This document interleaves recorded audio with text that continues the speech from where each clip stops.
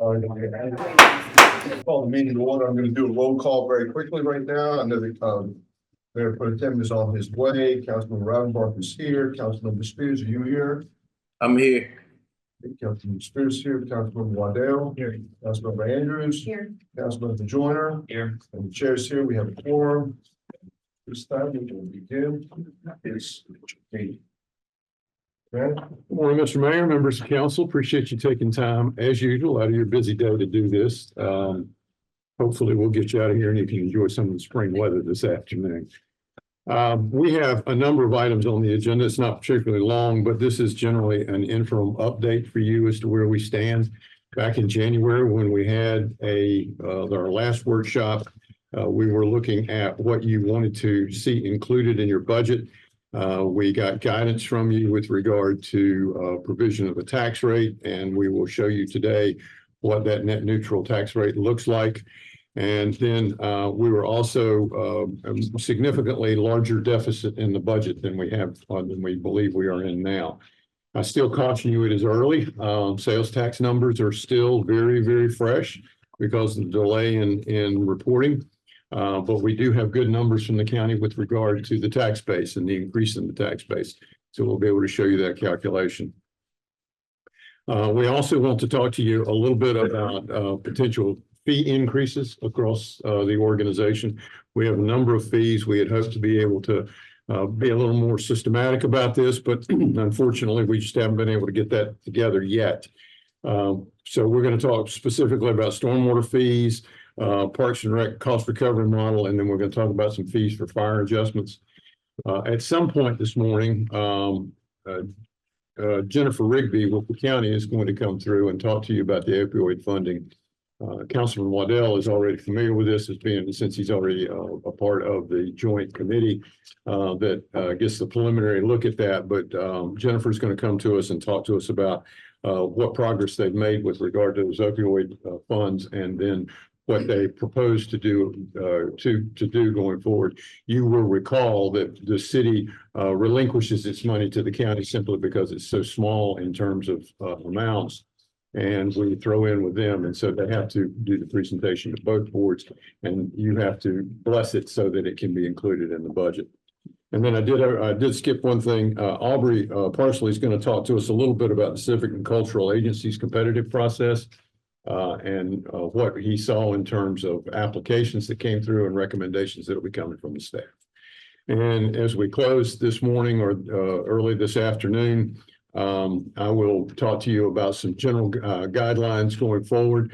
The next time that you see anything with regard to the budget will be the manager's proposed budget, which will come to you the first meeting in May, and then you will have 2 workshops that are scheduled to be able to work through that. Both of which are in May. One is before the public hearing, one is after the public hearing. And then, of course, after your second workshop in May, you have two dates for adoption during June. First meeting in June, second meeting in June. So I just wanted to give you a quick summary as to where we stand with regard to that. Are there any questions before we get started? If not, I'll turn it over to Laura, and she's going to give you a pretty comprehensive preliminary budget update. So, Good morning.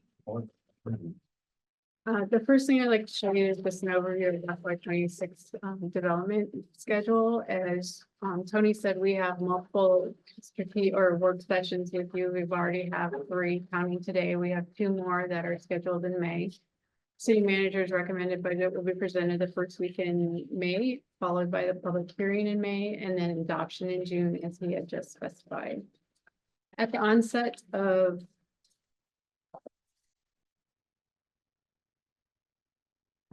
sorry. Yeah, it's not working. Great. At the onset of any budget development, it is essential to first consider the factors that are influencing the development. While these issues that we're addressing this year are not unfamiliar to the budget process, they don't typically get as much attention. Annually, departments are tasked with reviewing their current service levels to discover opportunities for improving efficiencies and service delivery. This year, in response to the competing demands associated with the limited revenue and the need for a competitive compensation package, departments were asked to investigate how they could strategically use their current funding to do the things that they needed. Additionally, we added a budget reduction exercise that we wanted them to do, and we did that because balancing revenue growth with the management of ongoing expenses has become increasingly challenging. Like economic cycles, the city experiences phases where the gaps between ongoing expenses and available funding widens. Currently, we are confronted with unusual inflation with limited revenue, labor market pressures, and unpredictable nature of state and federal policies. All of these impact the city's financial prospects. Although revenue growth remains relatively stable, it is failing to keep up with the rising costs and demand faced by the city. This disparity places significant pressure on our capacity to reinvest. The subsequent slides illustrate several of these examples. Let's take a look at the revenue landscape for the city. The primary resource for the city is property taxes. The accompanying chart illustrates the annual growth rate for the city's tax base, which is represented in blue, have been not aligned with the inflation rate represented in the gray bars since it's reached a peak in 2021. Although the disparity has shown an improvement since that peak, it still remains pretty inconsistent. Recent forecast economists are suggesting a resurgence of inflation, which is reigniting the discussion of a recession. Council remains dedicated to ensuring that the city has competitive compensation and has graciously approved compensation packages over the past couple of years. This commitment will need to be extended into FY26 with plans to introduce revised pay grades and salary adjustments to better align employee compensation with the market standards. However, the annual growth rate of these initiatives, represented by the gray below, results in expenses that surpass the natural growth of the property tax base, which is the blue bar, which is the city's primary revenue source. Consequently, staff regularly assess services for efficiencies and prioritize resource allocation, striving to do more with less to maintain the services that our community expects. Every year, there are certain expenses that we anticipate will affect the budget. While these expenses may not be immediately apparent, their impact is inevitable. What are these? As we had been talking, employees are our largest resource. Reviewing the compensation package requires us to invest about 7 million to 8.5 million in this fiscal year that we're looking for. Employers' side of the state retirement increased by about 1%, which is 700,000. There are known increases in contract obligations amounting to about 500,000. And the city by state law has to provide separation allowance to sworn officers who retire before they're 62. And that increase is 150,000 for FY26. Staff anticipates a cost adjustment for health insurance of $1.3 million, reflecting an 8% increase compared to the previous year. However, no premium hikes for employees are being suggested. The factors contributing to these heightened costs: 27% increase in pharmacy claims, 24% rise in retirement or retiree claims, and a 7% increase in the high cost claimants, which are defined by those who are exceeding $50,000 or more.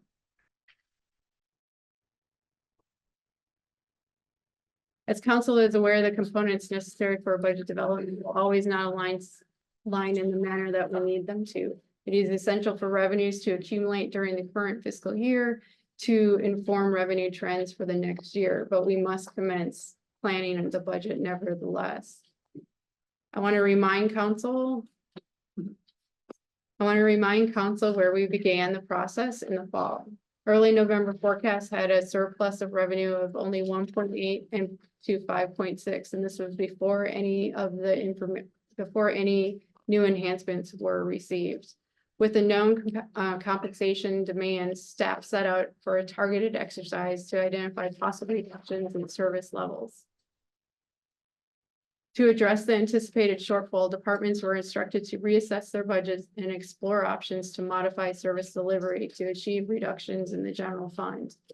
The reduction targets for each department were established according to their proportion of the overall general fund budget, with a cumulative goal of $3 million. Departments were required to propose reductions that would be sustainable in FY 26 and beyond. This process proved challenging for all involved. However, departments approached it intently, offering thoughtful recommendations that were grounded in community priorities. These proposals are currently under initial review. We're gonna double click into any of those proposals today. We had not planned on it because we're still reviewing them. Do we have any idea what they look like? What they look like, what decide to define what they look like. I mean, the number per department, what type of services we're talking about? We were not going to talk about services because we haven't decided which ones that were offered we would be willing to take. And frankly, we just don't want to put everybody in a dither about it until we have an opportunity to review them a little more closely and go through the numbers to make sure that they are substantiated. But if you want to talk about them, we certainly can. Total's $3 million, but The total was about $3 million that we were looking for. At the time, we asked, did we ask them for 3? We asked. We asked them for 3. We did not quite make 3 million, but we came close.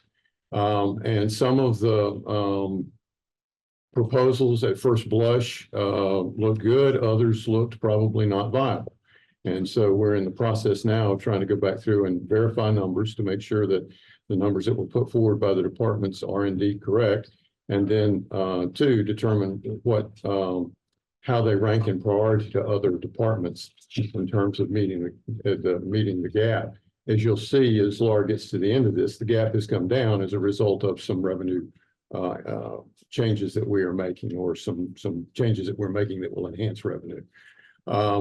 So we are still in that nebulous area, and frankly, I just didn't want to go out and start talking publicly about services that we may not actually have to touch. It seems like it's gonna be a big part of the budget discussion and the ultimate decision making that this body is gonna make. And I got a little pushback from staff last year for bringing stuff up last minute. So when do we anticipate seeing that? You'll get the manager's budget the first meeting in May. Yeah, man, but Yes, sir. if I come with some feedback, I don't want to hear that I'm throwing something at the wall too late. Keep in mind, we added a new work session for May 16th. We added a new work session for May 16th. We fully anticipate information feedback from council. I'm going to be very blunt here. You're getting your budget 30 days ahead of what law says you're supposed to get it. And we can't get much more premature in that process, because right now we don't have a feel for the second largest revenue source in the general fund, which is the sales tax. So to push it, to ask the manager to get the budget to you in mid-April or the 1st of April, or even by now, is just almost an impossibility. Well, that's certainly not my request. I wouldn't want to, I understand the timing aspect of it, but if there's departmental. if there's details that you have in the department that are part of the overall budget that you plan to present to us, it would help me in my decision making. I think ultimately it's going to help the staff, and me and others, not throwing last minute changes at the wall, which is the feedback that I got last year from you. I understand. I think it makes sense to do it the way you guys are doing it, because again, we have the numbers are accurate and that. So Well, and to Councilman Waddell's point, we did criticize him for coming back and only having one meeting in which to do it. But we put in 2 meetings this time. The second is that we're not planning on bringing to you a tax increase. Now, if you want to make other cuts in the budget or substitute the cuts that are proposed, then you certainly can do that. And you'll certainly have that 2-month period during which you have the opportunity to do that. But you will not be criticized for that this year, believe me. Thank you. And it won't come out of my mouth anyway. But most importantly, I think it's that we've got to be able to determine what we feel like we feel like based upon your existing policies will be the best recommended budget for you.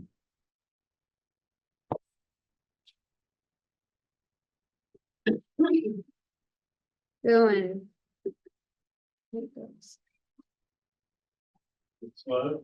It wasn't working. In fiscal year 24, a change in the property tax rate went from 1.12 cents, which is now based on the reevaluation 0.75, was redirected to the debt service support acquisition of the Skyline building.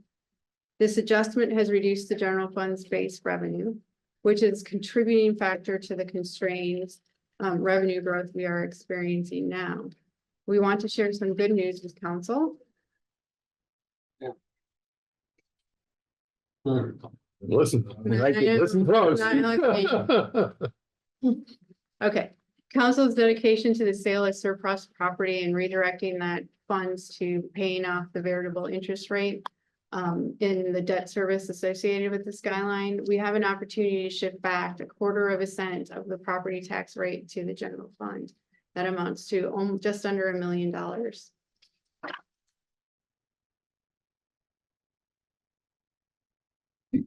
Which is also too far.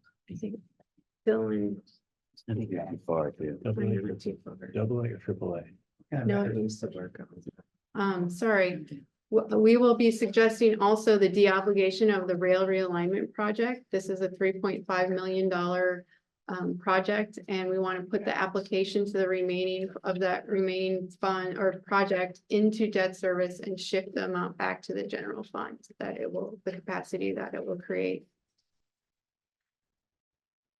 The parking fund is strong now, and it is moving in a direction that we originally envisioned, where it can sustain itself and also start to provide payments for its own debt. So FY26, they're suggesting a $500,000 payment to debt service to pay off some of the Skyline parking deck. And that is amounting to a very small fraction of amount that is about $100,000, but we'd like to shift that also to the general fund. Lastly, we believe that the sale of certain properties is imminent in this year or the beginning of next year. Therefore, we are including revenue for a portion of these sales in the upcoming budget. This action will yield about 1/5 cent to be reallocated and redirected to the general fund. Overall, these adjustments will result in just over $2.1 million to the general fund and 3/5 cent being shifted back. Go ahead. Full clarification on the property negotiation. Last year, at the budget adoption, Councilmember Joyner brought up what I thought was a really good idea, creative financing to basically utilize surplus properties that were, I don't know, in negotiation was part of the discussion at that time, but that we would utilize that money to open up that capacity. Is that effectively kind of the idea of what we're doing? But we're just pretty far along with a couple of properties, and so We recall that both of you were champions of that last year. The difference between this year and last year is that these sales are imminent. I got a call yesterday from somebody who's going to benefit from one of those coming Tuesday night, wanting to know why it was going to take so long. And so my point is that these are imminent. We have 3 properties that we believe will be well over the $2.5 million that we have budgeted for revenue, but that's just in case one of them falls through. Also, I think it's important to note that the sale will only have to be consummated within the fiscal year.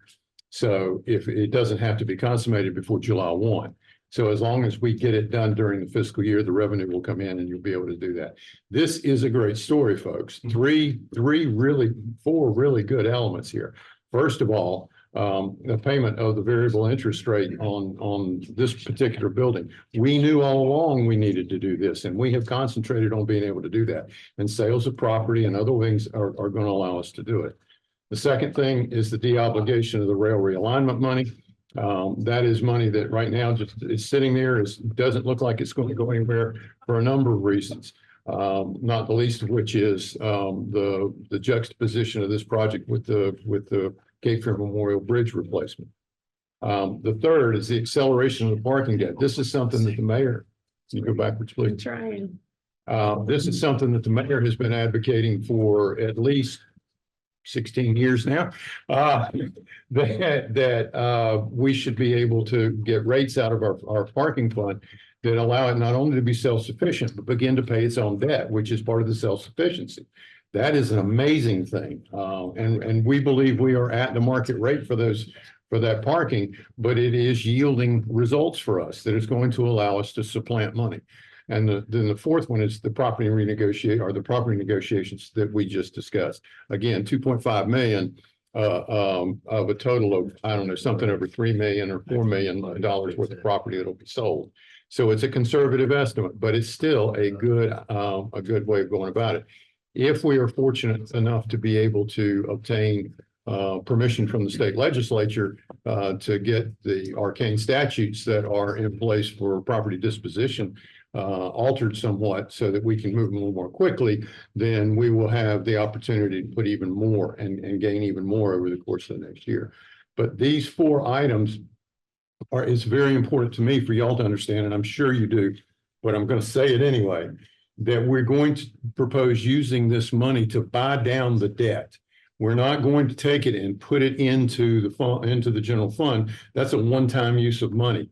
We're going to buy down the debt, which allows you to transfer more of your property tax rate to the general fund. It's a more sustainable model than what you would normally think. And the one thing that the staff is tired of hearing from me is sustainability in the cuts. One of the things that we wanted to make sure was we start to narrow that gap. We start to fix it so that gap is not as great between our primary revenue source and our primary expenses. And so this is a way in which to do it. Is it the most immediately effective? No, but it is the most sustainable over time. Will this put our variable rate debt at? Martha, do you know? It's okay. I'll get that information for you. I have all the numbers for that one. So I will. That one just popped in my head. We also have a payment. It sounded good. Yeah, like, Pardon me? I've seen that. No, we have a payment in June. We have a payment coming up in June. That's where some of the debt you'll see is, if we give you a number today, it's going to change the next couple of months, but we have a large payments coming at the beginning of June. We got an idea what that payment is. We just put that into, I mean, Yeah. what do we say? Yeah, I mean. It's already programmed. Yeah, So we'll know. Yeah. Yeah, absolutely. One other follow-up, so. Sure. This is not really, I know this wouldn't go to paying down the debt, but it is just a budgetary change that I want to make sure that we did. Registration fees that we implemented last year that were a large majority of them were going to go to a couple new FTEs to create a new sub-department. That we reallocate all that to the CIP. I know there's some discussion at the last budget meeting about that because we couldn't fill this position. That's one of the things that's on my list under my last item today, so we'll just go ahead and talk about it. The motor vehicle license tax that you increased last year, which was supposed to go towards essentially the resurrection of the neighborhood traffic planning model. We have not been as successful as we wanted to be in terms of getting those folks on board. One position was vacant, the other one was being advertised when we began development of the budget. I froze both of those positions. And I wanted to discuss with you today, I know that it would be a change in direction for council to move that money from the neighborhood traffic management program, but do you want to consider would you consider a reallocation of that money away from the neighborhood traffic management program? And you don't know how that kills me to say that, because for 18 years, I've been here, and we have 16, whatever the number of years is, been here, and we have talked about the need for neighborhood traffic management. But right now we're in a position where other things may be more pronounced in terms of need. So I would entertain discussion from council as to whether or not they'd like to proceed ahead with the neighborhood traffic management program, or if they'd like to be able to use that money elsewhere in the budget. So that's a point that you had. Sorry, that's a point that you had later in the budget. I don't know. No, we're Conversation. So. No, we can go ahead and do that now. I mean, I just wanted to entertain that notion with council. We can discuss it later if you'd like, and you can think about it, or we can discuss it now, whichever you prefer. Well, I guess a question is this. We've hired a bunch of engineers to help support the bond. Those bond projects are coming through here. Right? I mean, there's about 4 or 5 projects left, I believe, on that list. Right, Tom? About six. Six, okay, and I mean, most of those are going out the door for bid and all that. And then the construction parts, is probably the most intense, and Dan always tells me that construction is when you really want to have your hands on, I mean, they'll be very intense. Okay, so we're talking about a year, 2 years? I guess what I'm looking at is you're coming to the end of that significant bond Right. projects. And you've hired up to support that. You can look within that department to determine if you can use some of those folks over there for some of these new projects within our neighborhood, calling apparatus. I think that's entirely possible. I would also say that if Wilmington follows along in a historical fashion, it will not be long after that we will want to talk about another transportation bond. And those folks may be necessary to be able to help us. We could pivot at that point in time. I guess my bigger concern, I've been looking at a number of these state projects. We've been talking about interchanges now that was supposedly funded, 5 of them, 15 together. We haven't seen one blade in the ground. We have neighborhoods that are complaining about the interchanges.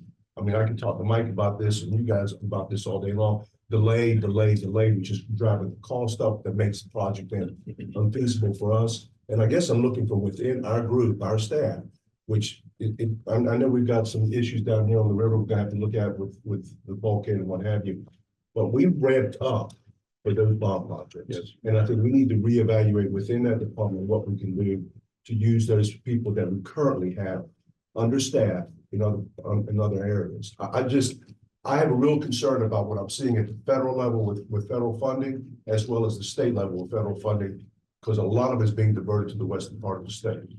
And we're also losing a lot of contractors to the western part of the state that are up there doing a massive amount of work, which is driving up our cost even more, which may make it, it may make some of these projects, go down. It would be worth considering, in addition to, while the transportation bond and the parks bonds came online, you also had a capital improvement program. The capital improvement program, even for this 5-year cycle, is about $160 million. Those same people manage that. So while we like to think of it as we ramped up just for transportation bond, we ramped up because the growth and the expansion of the CIP program. That's $40 to $50 million a year that they're working on. That's one point. The other point I would make is that the disciplines that we're looking for the neighborhood traffic program, one's a transportation planner, the person to engage the communities about what they want. They can go out there, meet them in the field, help come up with some strategies to resolve conflicts. And the second is the engineer the transportation. And so we're looking for a specific discipline. And Dennis is one, Bill Conowitz, but Dennis can't do all that work by himself. Dennis is also doing the other stuff. So I think there's a gap, and I don't know. It may feel like we're going to have people just standing around, but you still have capital improvement Tom, programs. I want to be realistic. I'm looking at your revenue projections and growth rates, and they're not matching. And I had a real concern about that. We should all have concerns about that because everybody wants salary increases. Yeah. I mean, this is what this budget is about today. At the same time, we got a pretty aggressive CIP that I don't believe we're going to be able to meet in any way, shape, or form. And I think we as a council need to reevaluate that CIP to determine what we're going to narrow it down to, what we can really laser focus on.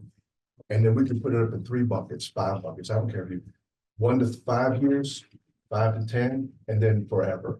Because some of these projects we've been talking about for 20 years, and they're not going to come to fruition.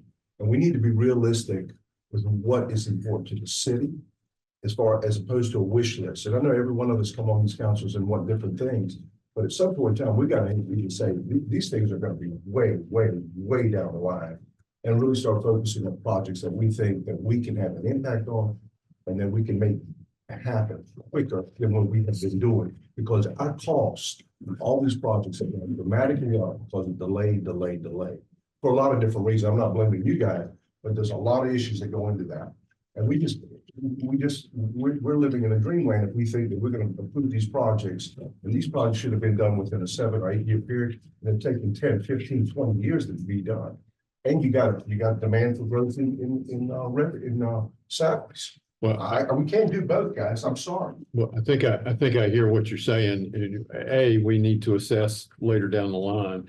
But B, that we ought to concentrate on a certain number of projects. And that's one of the things I've already talked to staff about is we may need to narrow our focus a bit more and try to determine what it is we really want to accomplish, and the rest of it may not be able to. Before you go any further, I just want to quickly, the variable rate remaining as of 6/30/26 will be 7.4 million. 7.4, nice, What was it before? 17, Second. let's go. Okay. We could have paid it off this year, but I have a question as well, but why do you think we're having such a hard time filling those positions? I think compensation, market pay. One, those positions are more specialized positions first and foremost. So they command a market premium. There's a few of them in the market. And about the time we put our jobs out on the market, there were at least 4 or 5 communities within an hour or two of us that were advertising for the same positions. Also, I would say you compete with the private sector for these positions. There's not a person in this room that does that, could go here in 2 hours, have offers on the table to go to work in the private side. That's just how busy they are. And that's it. I mean, when the recession hit, engineers ran to the city to be employed. When it started building back, then we saw them starting to leave again. So it's very robust now. The mayor already hit on the Western North Carolina construction efforts out there. It's a very robust market for that type of experience. We'll talk to the mayor's point in a second, but to the more micro discussion of what to do with the registration fee income. Would your recommendation be to put it towards CIP? Our recommendation would be use it elsewhere in the budget. I'm not sure yet whether it's best to use CIP And it level. have to be used for transportation? Yes, Where else could we use it if not a CIP? it could be used for transportation costs. Okay. Yeah, I'd like to probably at the end circle back on where we could utilize that money. I think that's really important that it's not just sitting there. I'm not sure that I'm prepared to have that conversation. Staff may be able to have that conversation. And then as part of a little more macro to the grand scale of the CIP and how big some of these projects are, needing to kind of focus in. I've noticed over the last few years, we see, we go through a lot of consternation in these budget meetings. There's difficult conversations being had. Trying to figure out how to best structure a budget for the city. But then mid-year, we see some ordinance come through for a overrun for a project. And, we all approve it. We did one mid-year this year. It's $6.5 million for a project that popped up. In my opinion, and we're having budget constraints because of that. I'll leave it at that, but in my opinion, we need to have some sort of more formal contingency for project overruns and cost. And that contingency should be built into the budget. Because right now, we're just kind of flying fast and loose, and the budget really doesn't mean anything. So for project, and then that would incentivize, in my opinion, staff and give some sort of consequence that we're not going to go over this number. I mean, obviously you'd have to come to us to use it, but we're not going to go over this number. It holds us accountable to the people we represent, that we're not going to go over this number. It has, because right now it's just it's a little bit of free for all. Really, there's no consequence for blowing a budget. The only consequence is maybe somebody gets yelled at a council meeting, but we all get yelled at. So it's really not that big of a consequence. So that's just a macro thought process that I think would be helpful in future budgets to kind of keep us all honest and going to these projects. Because right now there's no accountability. 2 comments. First of all, in case there's any press in the room, we do not blow a budget. We may not adhere to the initial budget projections on them. There may be things that come up, but I just don't want anybody to publish that we blow our budget every year and there's no reason to get by it. I think that's the first thing I'd say. The second thing I'd say is, most importantly, I agree with you completely. We had this discussion at staff level last week when a project came forward and they said, well, we need money for this project. My comment on that particular one was, why this project and not another project? And we need to be talking about which projects are priorities for council. Because the staff does not need to be making those kind of decisions. But those budgets do get blown, yes. And I couldn't agree with you more that it goes, they go way over. And I'm not sure why or how sometimes, but they show up and then suddenly we've got all this extra money we've got to put. And the question is, does council want to do that and forego another project for that? What do you do when you're in the middle of the damn project? That's part of the problem with the project we got right now. That we're in the middle of the project. So then I think at that point, to answer your question, is I think you have to go back and say, what project are we not going to do from this point forward? We are, and it is not the MLK gym that is over budget. I'm going to say that first, right off the top. But we are in the middle of the MLK gym. If there came up an expenditure to do something with that, you would have to do something. You would have to, but you'd have to decide from which project those funds would come. And I think that's what's important. And that's what's not getting done. And that's where those budgets are getting blown. Absolutely, I agree with you completely. But generally speaking, we have not done that to this point in time. And we got Mr. Spears. Yeah, I just want to, I want to piggyback it mainly off of what the mayor said, but there are a few points that I do want to make. And I believe that we've been too hasty on some projects to get them out, to start the process, and then we don't finish it. You know, I equated to basketball when you make a pretty move and you airball the layup. We've done that a lot of times, and I don't know. It's strange to me now when I hear others sit at the table and say, "Hey, we shouldn't do this. We shouldn't do that." I've been saying that for 4 or 5 years. Hey, let's look more into this. Let's look at efficiency as we look at positions and not filling positions, or as we create these new really lucrative positions for staff. I think we should be creative about how we promote people from within or move people up from within, because shouldn't they have experience? They should have the experience to do what we need.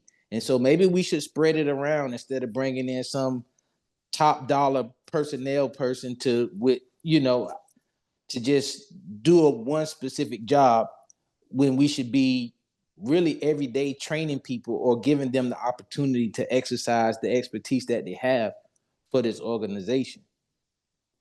And then the last thing for the moment, I believe, is this.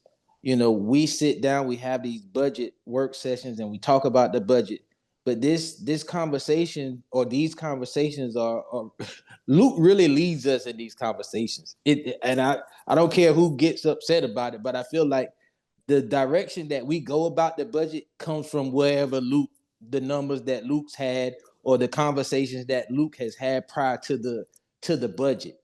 So if you talk about what happens as far as the budget and council not being informed, everybody needs to be informed about what's going on with the projects, what's going on with the dollar amounts. And we don't need to be sitting in the council meeting and to hear that somebody else had a private conversation about something that's going to take place that requires the consensus of the entire council.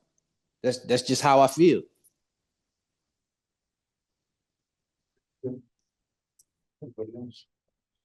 Well, Tony, I agree that neighborhood traffic is a big deal. It's one of the number one complaints that we get anecdotally. It's one of the number one complaints that we get when we look at the data that we track on the actual feedback that's provided to us. I think that everybody, I don't want to speak for everybody at the same. What I'm hearing is that it's not happening in the near term future because we're not able to build positions. So I guess we're back to the mayor's question. Is it realistic to shift some of those responsibilities on the people that we've already got on our team? And we'll look at that. Okay. What are we gonna do with the money?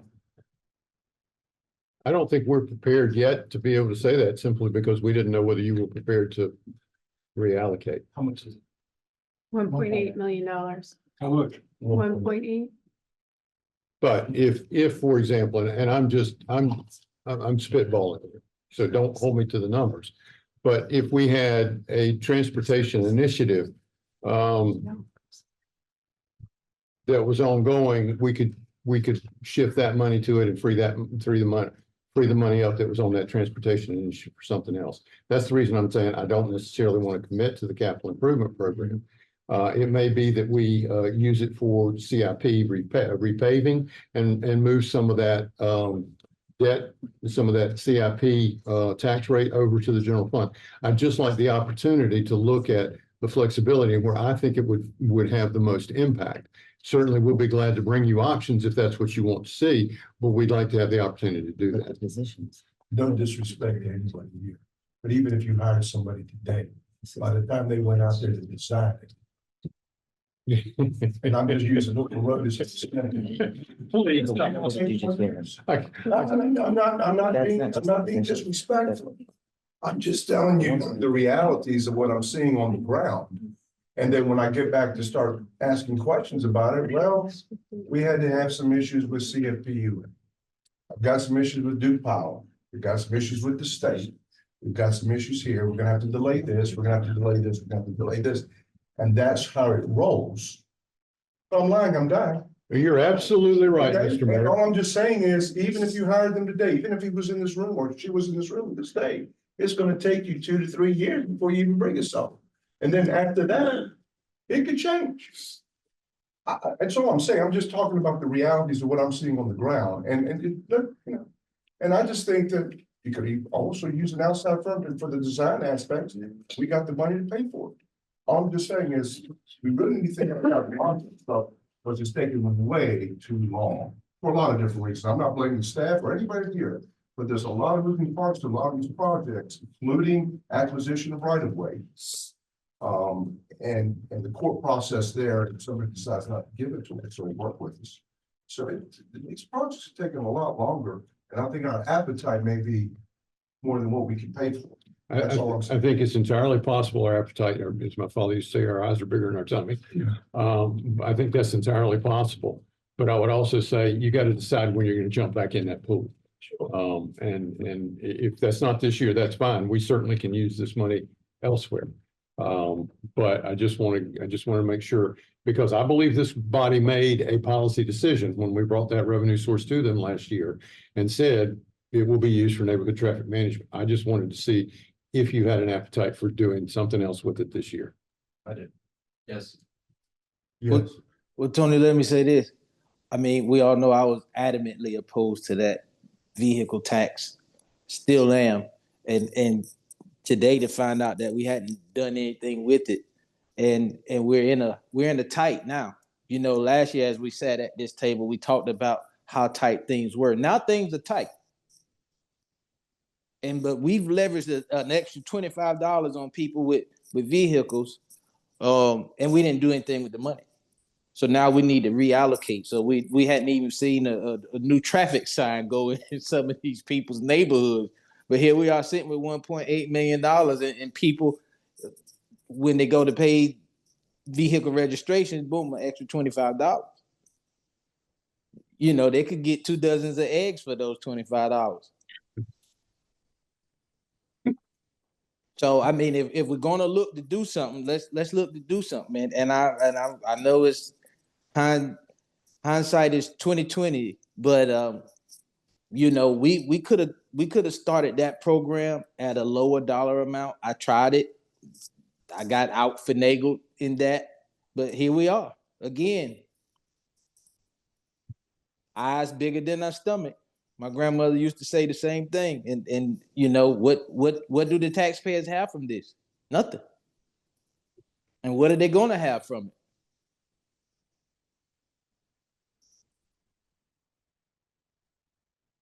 it? Any other questions about the vehicle tax?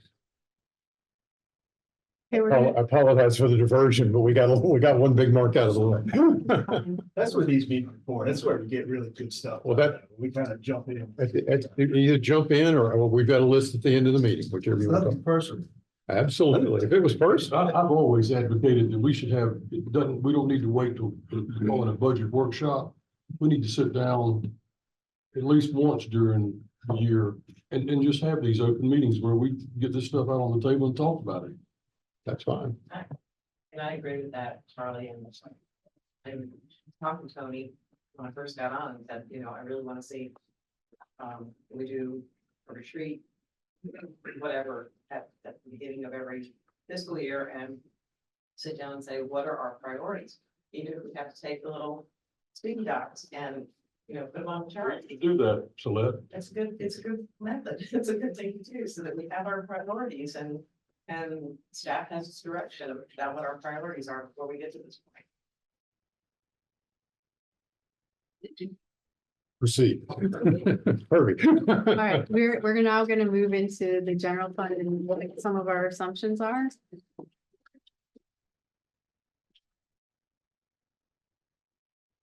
The general fund revenue is expected to grow at about 5.2% over the year-end estimate. This includes shifting the 3/5 of the cent that we have talked about over. And it also presently assumes a 3.5% sales tax, which we'll go into shortly. This year is a New Hanover County reappraisal year. During the evaluation. Dylan, can you just move it for me, please? Thank you. During the reevaluation, according to state law, cities are required to publish the net neutral rate. The calculation encompasses the rate that matches the same revenue as the previous year and includes a historical natural growth factor. This ensures that the public can understand if the tax rate adjustment is imminent or that occurs in that fiscal year. Next, Dylan. How does this calculation look? The growth rate of the assessed value since the previous reappraisal totals 2.51. Add that to the net neutral rate of 27.47 cents provides a rate of 28.15. What implications would this have on the average residential homeowner? A homeowner whose property value is approximately $238,000 in fiscal year 2005 will now see a value raised to $364,000, reflecting an increase of 52%, around 53%. The chart is rounded, by the way. If you do math, it doesn't all work. It's rounded. So when I say some of these, I'm looking. The accountants in the room will find the pennies are right. That's right. Under the net neutral calculation, this results in an annual increase of just under $25. If the city is to round to the nearest quarter, which we have been doing in recent past, the homeowner would experience an annual increase of just under $28, which is $3 more annually. Those tax increase. That portion would be the tax increase. It's important to note that even with a revenue neutral rate, some people are going to pay more taxes. A true revenue. A revenue neutral rate as defined by the general statutes, everyone is going to see, or some people are going to see an increase. If your property went up by more than the average, then you're going to see an increase. Did you say that this is the increase that New Hanover is going to put on or had not? Everybody's house value will be different, so we took the average house value for this experiment, this example. The county is already. Yes. Yeah, Yeah. yeah. You not gotten this cold? No. We're doing Yeah, lucky me. Yeah. Not our fault. So. Sorry. So the FY 26 revenue neutral of 2747. That brings in the exact same amount of revenue as we had last year, That's Yes. correct. right? Yes. And so that would not be considered a tax increase. Right? But then the adjusted growth the state allows for 2.5%. Rounded up. Equates to a tax increase. That's not a tax increase according to state law. Okay. Because every year you have natural growth that you get to have with your assessed values that usually come in, and this year is a reevaluation year, so you can't assume that natural growth, which is about 62%. So you have to do the net neutral, and then they allow you that analysis from the average of since the last reappraisal. So you get some growth. It's just the growth that's the average between those two time periods. I'm not a smart man. But Come on.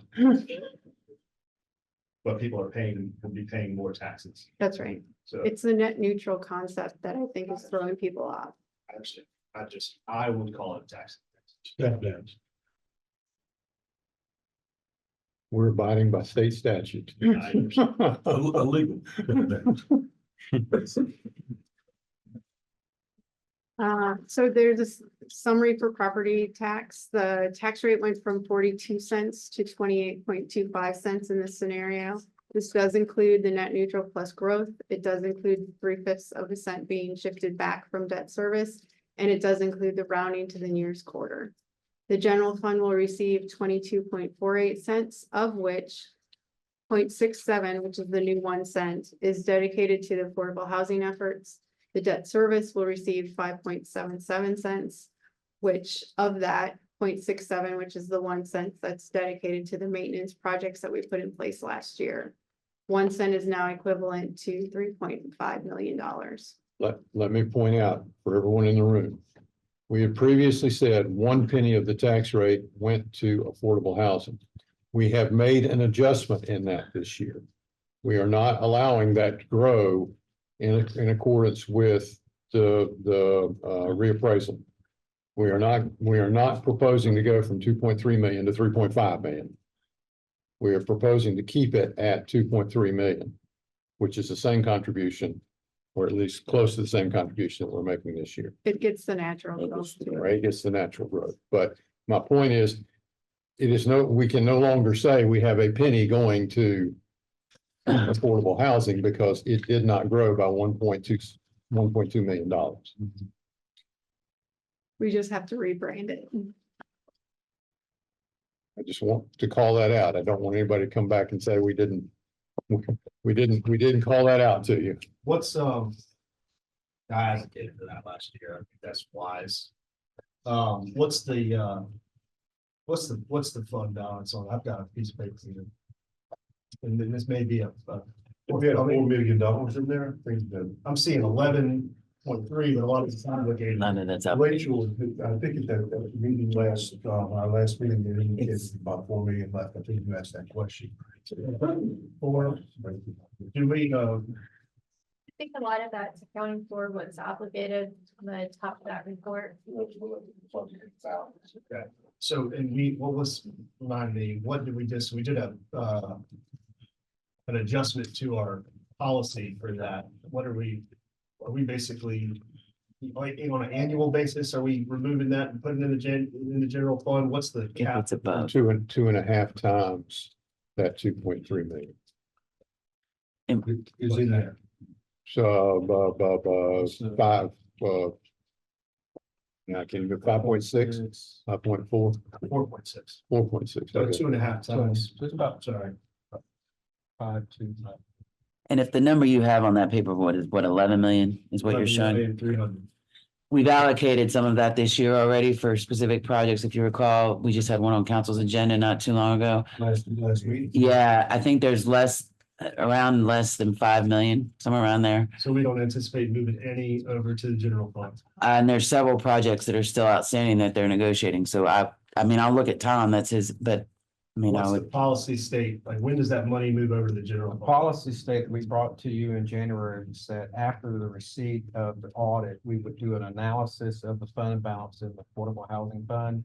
At that time, if there's any amount accrued above 2.5 times the set amount, that amount will be moved back into the general fund. We did that exercise after the adoption of that policy. At that time, we were not over 2.5 times. Yeah. So there was no funds identified that were going to be surplus. The next project, Avenue Flats, is probably coming up pretty soon. That's about the last 4 million of it, so. We can change that policy, but right now that policy is, and the rationale behind 2.5 times is it takes a while for development to really come to the point of the table and people pay it out. We're having a hard time actually spending money. Now, we don't have a lot of time. It's just through the permitting, the review, Process. In the time limit. Yes. Is what I'm. you need to allow the developers, particularly on affordable housing projects where they may be contingent upon receipt of some funding or tax credits from the state. For that process, the commitment has to be available in advance before the developer goes to the housing finance agency. And for that, to that point, I have asked that they not spend that money until we get a replenishment from Encore, because there was money that was promised from Encore through the city to a developer. And our reimbursement from Encore, like most local governments across the state, is very slow. And we have concerns that we're going to have to front money associated with payments under Encore, our agreement with Encore and the developer, without being reimbursed by Encore. So there's a cash flow issue here, essentially. So we are asking right now, while Tom says there's a $4 million Surplus. a project in the pipeline, I've told him that doesn't need to be allocated until we clear this mess up with Encore. So Tony, or maybe Tom, could you refresh my memory and maybe the rest of the council about the 1% toward affordable housing? How is that implemented? Is that a resolution? Do we need to revise that in order to take it down to 0.67? I think it's, if I recall, I think that Dr. Earl Sheridan brought that forward. And we just arbitrarily said, we'll take 1% out of the property tax to help support this. Of course, that has been, obviously has been very successful. We've had a lot of growth in it, but we didn't anticipate the amount of money that was going to the fund. I think what last year, Like 9 million last year. that was big, it was a big number. right. It was a big number. So, yeah, it was really make some sort of. Policy. Yeah, right there, you know, While we're opening the book on that. Obviously, again, this is a successful program and it's an initiative that all of council wants to see happen. I kind of have some outside the box thoughts on how we would implement, and I still think, I mean, if we could drop it to 1.5 times.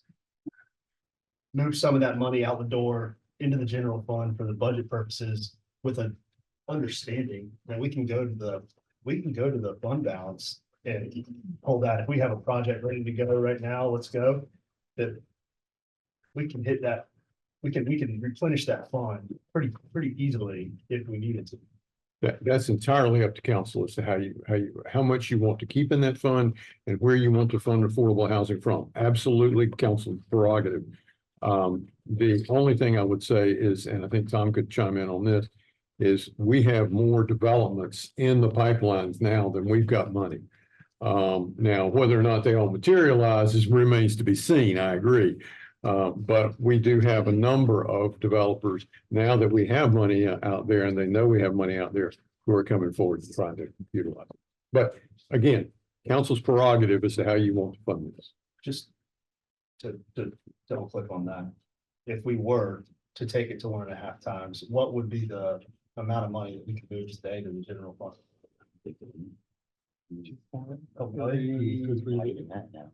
Three point five would be the amount, so you probably have $1 million and a half That we could move? Again, I would, if you're going to do that, I would ask if council will consider moving it to debt reduction so that it'll be more sustainable as opposed to just using it as a one-time funding slug. Yeah, I'd be okay. okay. But this is again up to council how you handle this. I'm a little hesitant in the sense that, if I don't want to see it go away. Okay, and I'm kind of nervous when we drop the percentage, then eventually we may drop it. We'll make sure that we definitely Eventually drop. the 1 cent. yeah, the whole 1 cent, the whole affordable housing piece. It's the same amount of money. We're bringing in the same amount of money because 0.67 is the exact same as 1 cent was last year, right? That was the intent, plus. natural Yes, growth. that's correct. But it's a little more money. A little more. Tony did mention, one of the reasons I think council has really moved the needle in a big way with affordable housing is the signal to developers is Wilmington's serious about doing affordable housing. And the way you signal that is by committing and having those funds available. So when they come to the table and talk to us, we don't say, well, we don't really know. We'll be happy to take it to council. There's a level of, there's expense for them to even explore coming to the community. It's not just workforce, it's workforce housing, affordable housing. That is really opened up the pipeline. In the last 5 years, you've produced more units. We probably have in 20 years as a result of, I think it's around 800, 900 units as a result of having this vehicle out front. It's almost you're incentivizing. And you may remember one of the developers a few years ago coming to the city council saying, well, what are you going to do to incentivize affordable housing production? Not opposed to it, as Tony said, it's council decision, but I think that's been partly why you've been so successful. My intent with that quasi proposal I just laid out would not be to get rid of it, not do anything. Put the money that we have to work for us, buy down some of that variable rate debt, get that 7.4 out of here fast as we can. And if a project comes up, we still have 1.5 times we have a healthy reserve. We have a healthy reserve, 1.5 times. And if a project comes up that needs a little more, we can go to the fund balance. We should get the amount of that's available in that fund. We just did based on what we had the last numbers, Tom, you were correct with the last obligation that we did. Me and Martha just did, it's about 4.3 million, which would be left. And so based on the policy, to your point, Tom, I think your quick math, and we can get what that actual number is based on. But I think it would be about 1.5 million if you go to the 1.5 times, if I'm not mistaken. 2.3, so you're looking at really 3.5, you'd have about $800,000. Yeah, it wouldn't be. And then we still have the Encore issue out there that we're trying to hold some of that money for right now in case. We got 2.3 of 8.9. So we have 6, 7. 6.6. Yes. So this was that project that was 9.5 million that we funded. $6.5 million. Yes, sir. Maybe it's delayed because they're. It depends on who you talk to. Their Let staff me- giving us assurance that they're gonna reimburse us, but we have, Sony said we have to be optimistic, hold back on any release of funds to keep our fund balance healthy. But they've contacted us and said, we are working, shifting money to make sure we make good on our commitments. And these funds were a result of the Starway project, you may remember. And it's not unusual for any local government across North Carolina, we understand at this point. Let me chime in. I agree with Mayor Pro Tem. But I'm not nervous. But I think we're all smart enough in the room to understand that the cost of doing business today won't be the same next week, next year. None of it'll be the same. So to change that funding source is I'm gonna be nice and say it's not smart to me. I think we should remain it the same, keep it the same, and whatever it benefits, however it benefits us from coming in, then that makes us look smarter, and we're able to do more because we're making more instead of always saying, well, as long as if the benchmark is 2.5 million, projects are going to grow. We know that. We see what's going on all over the state, all over the nation. So we know that if the 1 cent yields us more money, then that's where we need to stay. But we don't need to reduce it because it'll keep bringing us in 2.5 million, because eventually the 2.5 million will look deflated as it comes to whatever we're trying to do. And I hope that makes sense. But most importantly, it makes sense to me.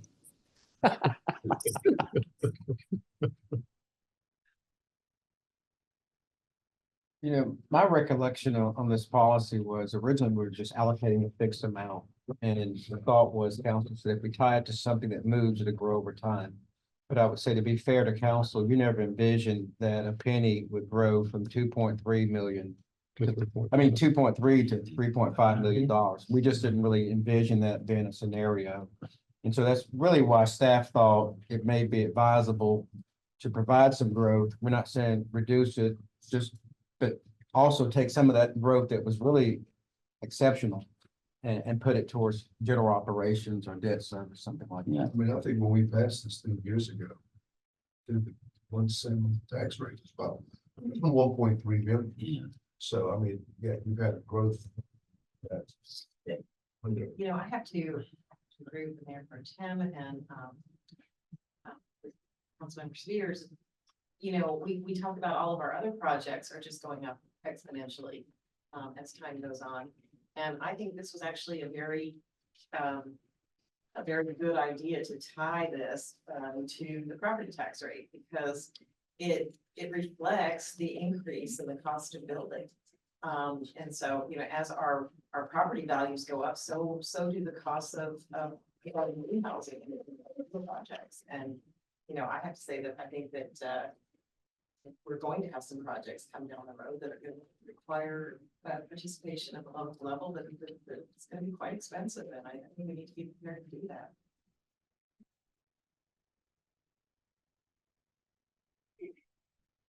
I'm in favor of this proposal. I think it makes perfect sense. Going, holding it to the current tax rate. 0.67 to take it from 1 to 0.67, still an increase in what you're bringing in overall. Idea in Luke's perfect world, we take that, policy on the balance to 1.5 and leverage those funds to help our budget out. We have significant budget constraints, but I don't know if there's an appetite to do that, but that certainly want to discuss.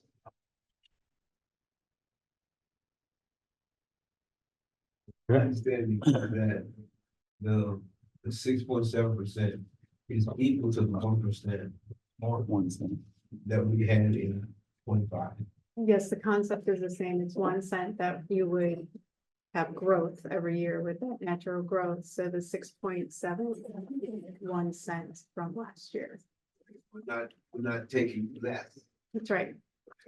now. But Actually, it'd be more. It would be more. yeah, but now your proposal, the idea of, we had up to 2.5%, right? And we can Two take- point five times in the fund balance. Last year, we had just a lot more money. Right. So you're saying instead of doing 2.5, I'm saying let's go and knock it down to 1 point. 1.5, and that's just a round number out of the sky, because my intent would be to take that money while it's sitting here in a fund waiting for a project that may or may not happen. Take that money, move it to the, to buy down some of this variable rate debt. It's costing the taxpayer a lot of money, something that we all promised and well, not all of us, but when we acquired this building. This is something that we promised the taxpayer we're gonna do. Move towards that. Get a little bit more, capacity. And then if a project comes in, it's like, this is a home run, it's a affordable housing project, but we need to get back up to that 2.5 times. We can pull from fund balance. I think that's where the challenge comes. I think it'd be hard to get it fully back up. That's, I think once you move it, I think it's hard to find it again. And I want to make sure that the people that come to build houses and stuff, know that we do have, we're really serious about affordable housing. Well, I don't think we've abused the undesignated fund balance at all, ever. And where are we at now? 45 million? Yeah. And one time. Can't even think of the word. Thank you.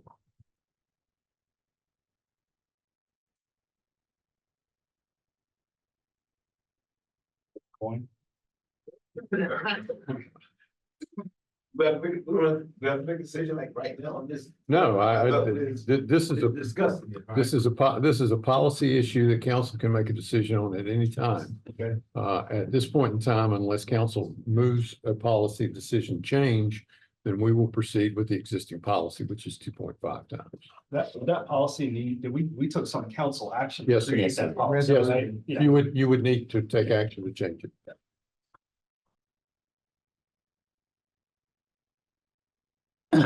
This graphic is showing line sensitivity after every reappraisal. The natural growth is always between 1.5 and 3%, and it generally falls in the middle around the 2.5. For the reevaluation, we do have the 2.5 for this fiscal year, and it provides about just shy of $100 million, and that is before the collection rate is applied, and it is also split between debt and general funds. Sales tax. Lauren's favorite discussion. This one keeps me up. I do not like sales tax. Sales tax is always hardest to predict because it's dependent on the economy and consumer confidence. Other unpredictable factors that we have in this location is the hurricane recovery and events such as the pandemic that can also greatly impact sales tax revenue, as we saw in FY19 with Hurricane Florence and in FY21 and 22 with the pandemic. Prior to FY20, the rule of thumb was that the city tended to have about 2 to 3% more than the state average. During the pandemic, sales tax exceeded our expectations, year over year growth of 13%. And I think that was pretty much nationally. And it was clear that that growth could not be sustained. It was in FY 23 that we started seeing it slow. And we only budgeted during that time 8% for FY 24. What happened in 23 is that after adoption, sales tax growth started to deflate, and we didn't get nearly as much as we thought we did, and we were 2 million shy of our budget. So in FY 24, we decided to keep FY 25's budget flat, and that was because of what had happened in FY 23 and FY 24. So now we're moving into FY 26, and we do have talks of recession, but as of right now, I did put a 3.5 over FY 20 or FY 25 year-end estimate. Might be a little high. I am talking to other people in the state, and we are the highest right now with estimates, but we also are on the coast and we're a tourist destination, so we might be okay. But we are watching that prior to the recommended budget. 3.5. Can we go back one slide? Mhm. Maybe. There you go. You got. Maybe just me wrapping my head around it. But I just did some just year over year revenue increase percentages. They're pretty healthy. I mean, revenue doesn't seem to be an issue. So last year, we had 2025, we had an 8.5% revenue increase. 2024, we had a 4.7% revenue increase year over year. 2023, 3.7 year over year. 2022, 3.3 year over year. 2021, 1.9, 2020, 1.6. These revenue increases are outpacing, far outpacing our population growth increases. And they're outpacing to a good bit our average growth rate on the valuations. Revenue is not an issue. It's a third of your general fund revenue. Right. Revenue Third. from property taxes, It's half of it. And Sales. keep in mind the split between the general fund and debt. So that split shifted in FY 23. Meaning there's less going to general fund operations and more going to debt service. That's what. Yes. But absolutely, sales tax, the thing that essentially saves us is that it typically will grow at a rate that is equal to or greater than inflation. The last couple of years coming out of the pandemic, we were very fortunate. I think Laura's concern about this year is that we kept it flat from a year when we didn't realize the growth that we anticipated. And so she's concerned about the 3.5%, which I understand. But I think the 3.5 is an optimistic growth rate for that particular source based on what we're seeing this year. Yes, my point is, no, I mean, I don't have something, I'm just trying to. Our property tax revenue is outpacing inflation, it's outpacing everything. We're bringing a lot of money in from property tax revenue, and that's increasing, I mean, 8.5% last year, look at 3% this year. That's what you're looking at there is Assessed sales. value. No, he's looking at assessed value. This is just an assessed value with the tax levy and the tax rate. This isn't. Yeah, that's what we're bringing in from tax, property taxes. And that revenue is increasing a healthy chunk year over year. What page are you on? 20%. 23. I mean, if you take 99.3 million from 2026, and divide it by 96.5, Yeah. you get about 3% increase. Take 96.5 divided by that 88.9 from 2024, you get an 8.5% increase. And then we're bringing in a lot of revenue from property taxes, and it's increasing exponentially, not exponentially, but you're just We also had a tax rate increase in there as well. So that's the other thing to take into account is that the year that it grew, the 8 that you're talking about, that's what threw me off, and I apologize, is that we adjusted we had a tax rate increase. So that's going to affect the revenues that come in, of course.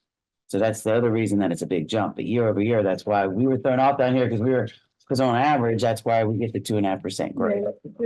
The concept budget, Mary just came in, and it's like you normally will only have a 2.5% growth rate unless there's an adjustment to the tax. rate. Yeah. I mean, historically, your property values, and this is almost in any community, unless you adjust the tax rate. Even when you go revenue neutral, somewhere between that 2 and 2.5%. And 2.5% is actually a really good adjustment on property every year, year over year. Some communities see less than that, less than 2% every year. Remember that our analysis for the tax rate or for the revenue neutral tax rate, it showed a 2.51% increase over the past 5 years. Average. Right, but our revenue, our like true revenue increase is closer to about 5% out. When you throw When you in, throw in the increase in tax. In the tax rates. Yes, yes. Mayor, you recall what that tax rate increase was 1 penny It's for, up on the screen. I can't see it. it was 1.5. 1.5. Yep. 1.5. Yes, sir. going towards. It was going to Capital general fund and maintenance CIP. So to answer, you're absolutely right. It does grow as long as we increase the tax rate. Sorry. Keep going. No. You threw us. I'm sorry, I was trying to figure out that. Sometimes I have a hard time articulating. No, you're good. You're good. All right, here's another chart for you. Generally, we budget sales tax pretty conservatively. This chart will show that the city is located in hurricane zone, and so after any hurricane, repairs are necessary. So on those years, you can see that we generally have more than what's budgeted.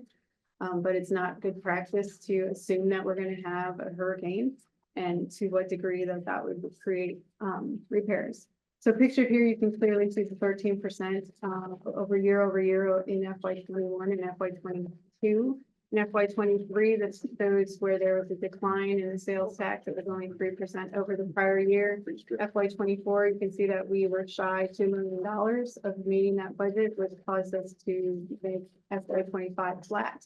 I do believe that we'll be close to meeting our budget this year, and that is why we put the 3.5 for FY 26.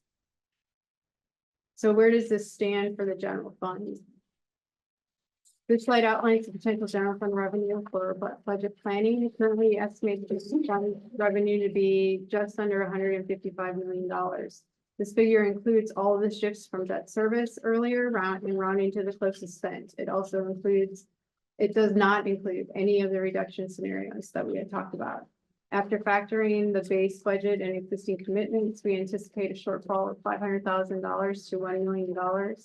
The team will keep refining these details and come to you the first week in May with city managers recommended budget. Now for the enterprise funds, if there's no more questions on the general fund. So is our general unassigned fund balance is at 45.5. That's, That was as of June 30, 2024, and during the year, we have appropriated some of the fund balance that we had unassigned at June 30, 2024. And so if we were to take into that, we would be at around 35.8, which would be about 22.64% if we were to look at the 24 expenses. that's that, so that's a large number without taking into account the percentage that we hold. And we, the 25% we always talk about. That's not above that. Right, yeah, that was good. Yeah. The number I was looking at 45 was above it, so that was not. Yeah. Yeah, Yeah. and then we've No, it wasn't. done some appropriations during the year, where we kind of set aside those funds potentially for use. What does it say? So we assigned some of that unassigned? Fiscal year. Yes, some of it went towards the skyline up the, city building CIP. There was affordable housing, some of those items where we've appropriated some of that fund balance. Why are we appropriating fund balance for affordable housing and not taking it out of the fund? I need to look to see what the 3.15 were. I'll get right back to you. Get more detail on that one. The demo was how much was? That was 600. Okay, the enterprise funds, budget submission is pretty much the same as the general fund, except with the exception that they have to come in balanced with their revenue and expenditures. Submissions also including fee adjustments, and they are reviewed for validity, in the same way as the general fund submissions. Parking is balanced at just under $10 million, and this is a decrease of 12% due to the removal of a $2 million transfer to debt that was paying off their debt from River Place, I believe. Keeping in place a few transfers to other funds, there is a transfer to the recycling and trash for work accomplished by the downtown team in and around the parking deck. There is a transfer to the general fund that was put in place last year and will continue in FY 23 for various operational departments, work that is also captured in and around the parking decks. And then there is the transfer that we talked about earlier to debt service to start paying down the Skyline deck. There's a placeholder for compensation in all of our enterprise funds, depending on what that is. I need them to be balanced. There's also a transfer that they're recommending for CIP to do all structural repairs. It's more of a maintenance project. And they do have some incremental fee adjustments. Most of the fee adjustments you will have presentations on, but this was minor. And it's related to permits, and these were last revised in 2019. They include annual long-term visitor and short-term visitor permits, and this was also supported by DPAC. Go ahead. Showing an unassigned fund balance as of 6/30/24 for the parking fund, $4.5 million. So that doesn't contemplate some of the things we're utilizing the fund for. Jan, do you have any, so what's that number gonna look like? I think you would, based on what we're recommending and staff's level of the budget, but drop $1 million off of that. It's $500,000, you go to a CIP project, $500,000 go to debt service. So you So we drop it to 3.5 roughly. That's if you end the year. You're comfortable with that? Not counting what we might put into the fund balance at the end of this fiscal year with NOI. You good with that, 3.5? Yeah, we had a healthy discussion on that one between myself and finance. And ending it, not say we break even this current fiscal year, we ended it somewhere between 3.3 to 3.5 in the fund balance. We're comfortable with that, absolutely. Keep dealing south.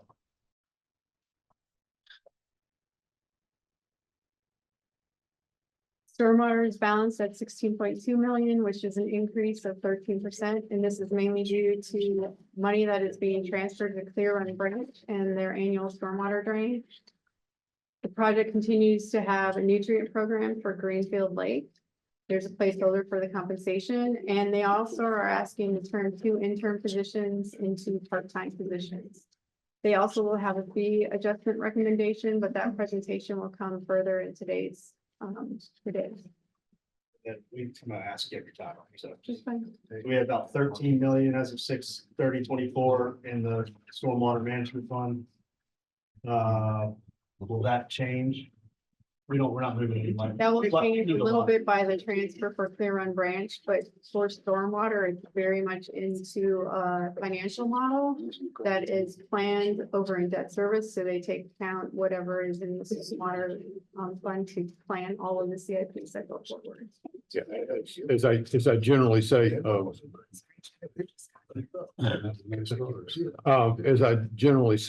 stormwater has been healthy in building up as in anticipation of large projects. Clear Run Branch was one that was badly needed in this city. Now they are working on the next one. Wisteria Clearbrook. Thanks. I just remember Clear Run Branch because how badly it needed. So Wisteria Clearbrook is the next one on the list, and so they will be whittling that down. You need every bit of that.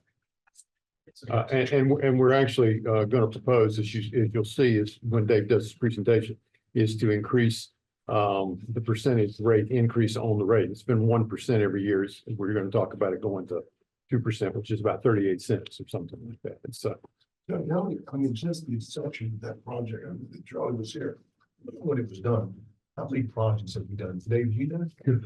I mean, at the time, I think you guys had. Did Long Branch, did Long Branch? 56 million at one time.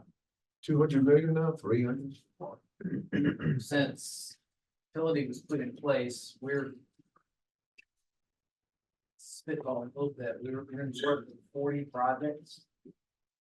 And probably 60 million.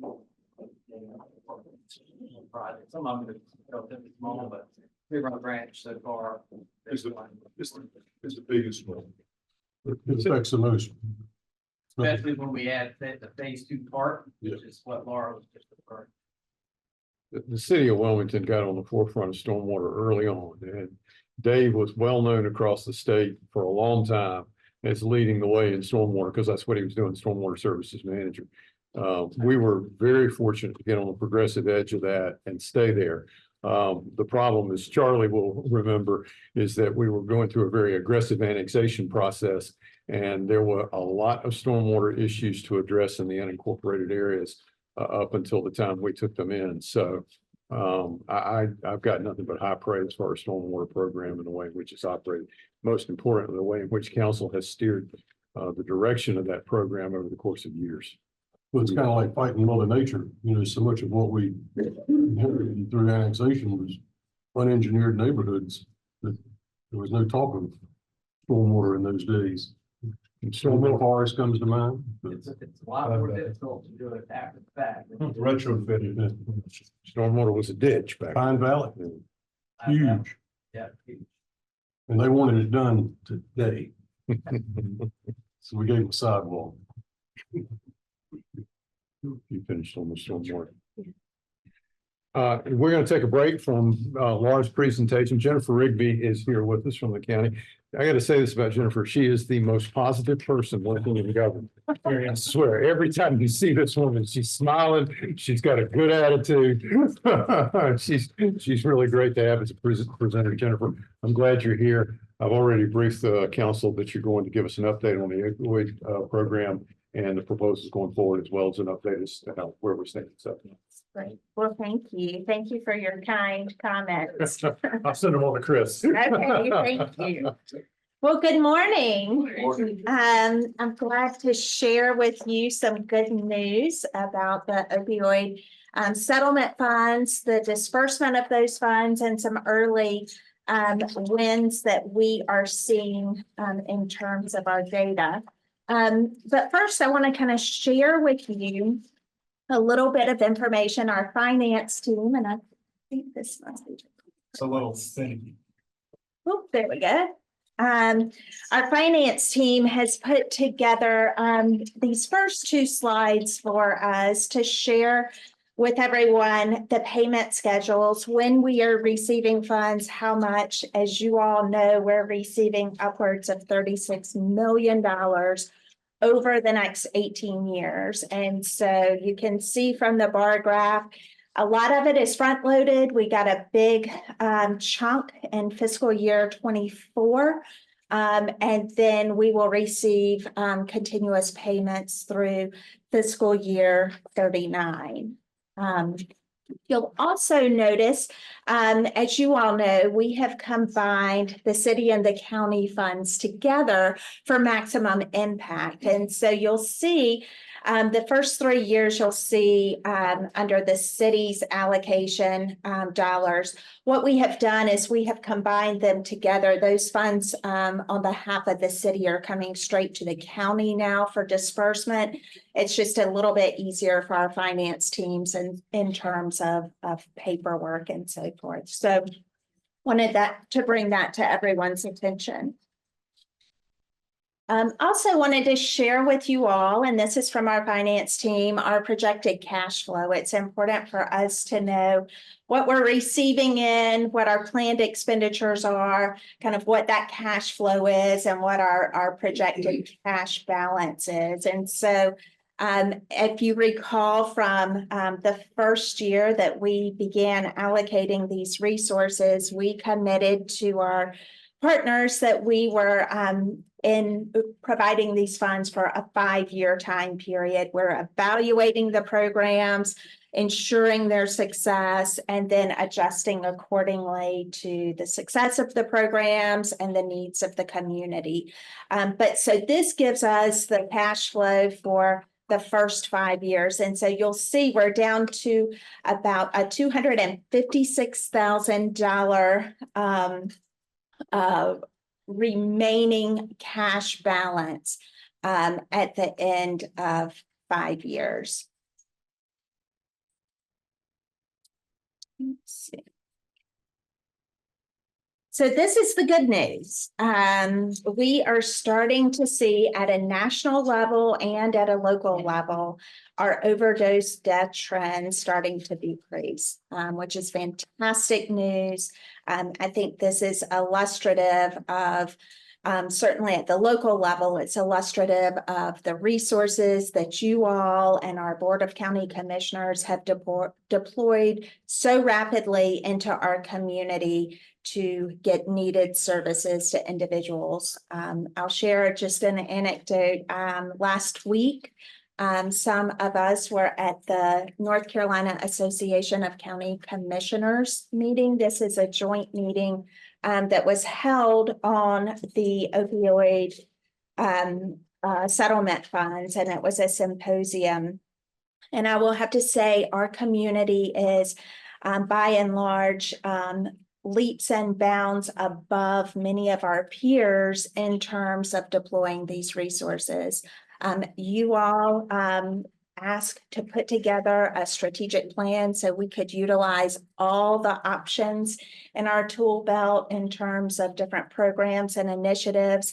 Many communities did not do that and are therefore a little bit hamstrung on the type of programs that they can provide to their community. And so I think it's a great testament to City Council as well as the Board of County Commissioners on really trying to look at opioid overdoses and deaths from a really comprehensive standpoint. So from the local level, there we go. If you recall, we're looking at deaths by suicide, we're looking at fatal opioid overdoses and non-fatal opioid overdoses. And you can see here the trends are decreasing at a local level. So that's just really fantastic news to share.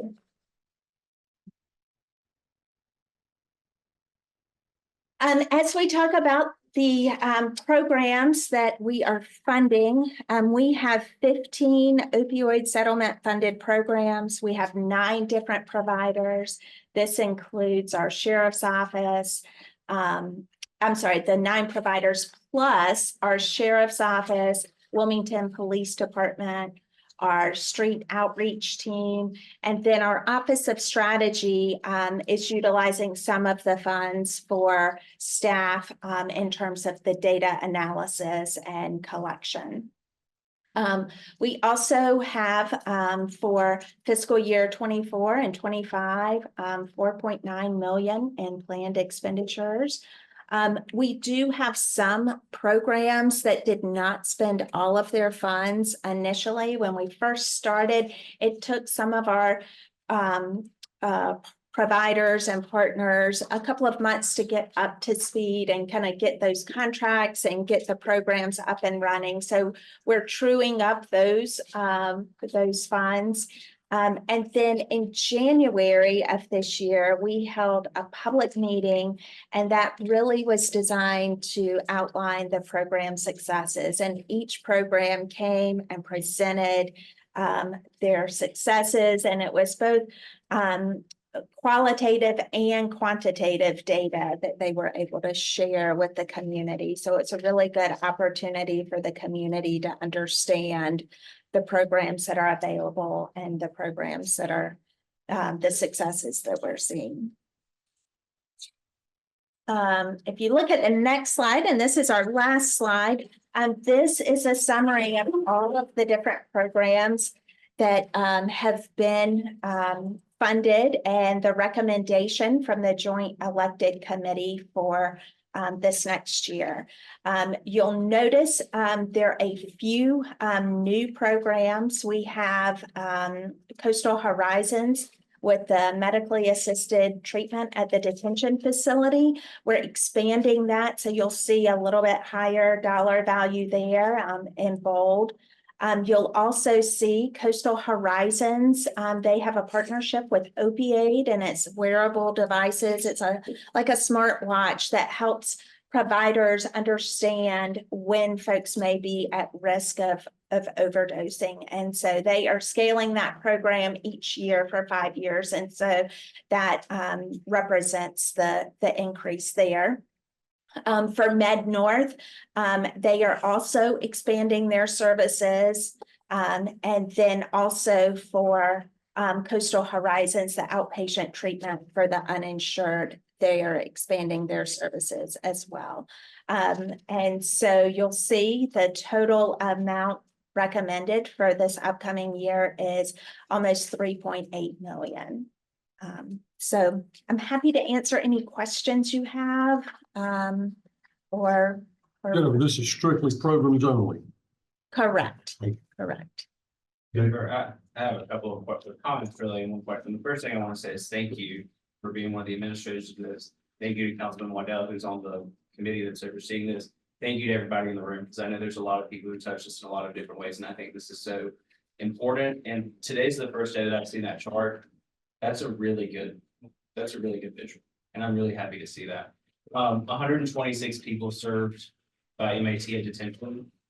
That is huge. Then one of the most risky moments in a person's life for overdose is when they exit jail, when they exit prison. And the reason for that is that their body is readjusted, but they don't know dosages. And of course, people who are using illicit narcotics, they're not doing it in a scientific way, right? It's not measured out, it's not prescribed. So that's huge. And I think that the fact that this community is making a commitment to seeing the importance of investing in justice services as a solution to addiction is huge, and we're headed in the right direction. I think we're a model for others in the region. I'm gonna throw a curveball at you with my question, which is I know that the county has, the city wouldn't have this data because we don't have a health department, but the county has data on HIV rates. And I'm curious about the connection between HIV transmissions from IV drug users and the numbers that we're looking at here. So I would just be curious to know if there's anything that our programs in the future could be doing with these funds on that. Well, that is a great question and a great curveball. I don't have that data, but we can certainly pull that and find that out. But that is a great connection, so thank you. Thanks. Thank you, I just Dave. want to second Councilman Joyner's question or comments.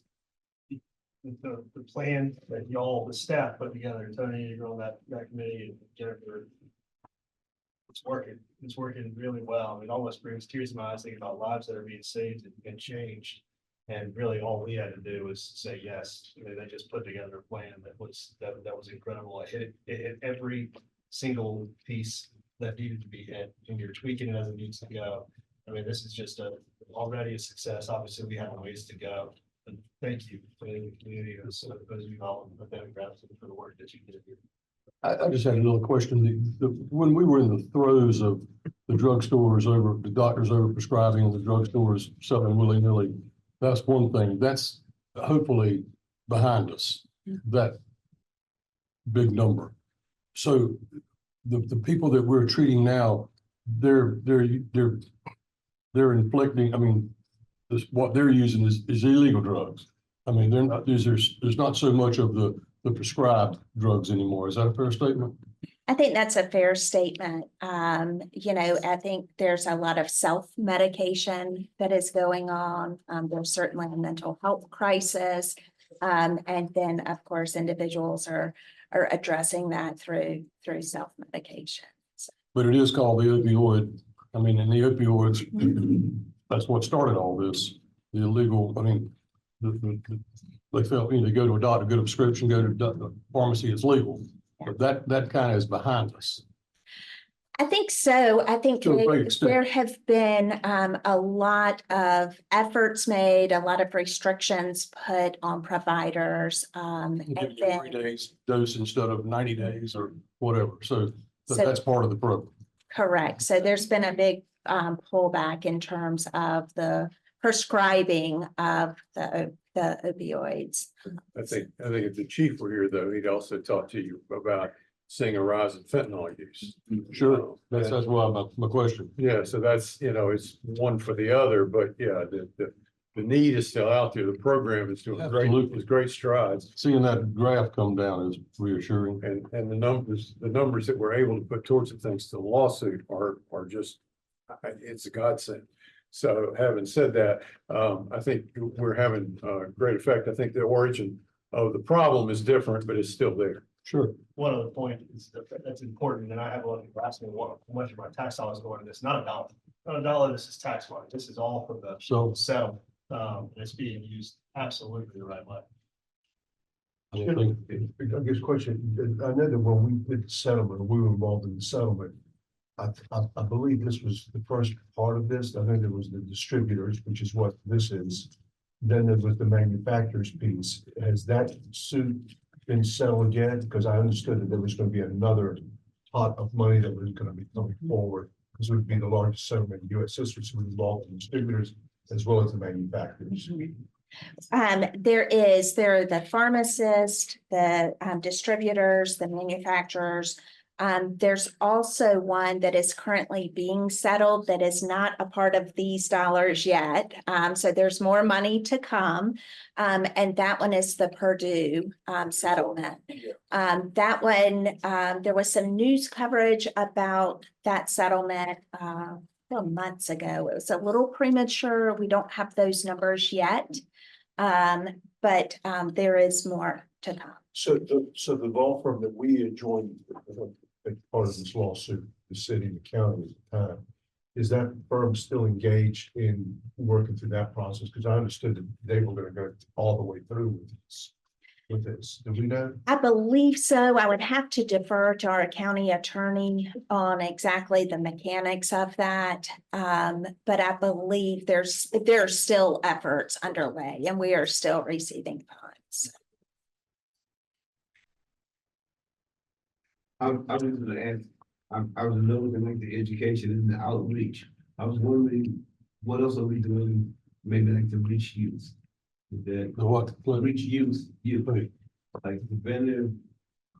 So one of the, or two of the things that we have in terms of education and outreach, the first one is a really exciting program. It's a portal. It's an online portal. And it's the old street sheet. So it is the information our providers had, and it was just a sheet of paper with providers on it that they would share with individuals. It was very antiquated and very outdated by the time it was even printed.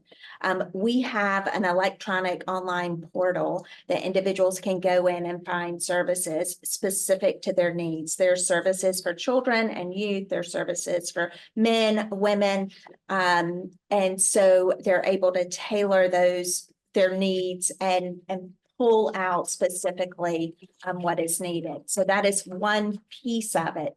The second piece, which is also really exciting, is a contract that we have put together with a firm called Eckel & Vaughn.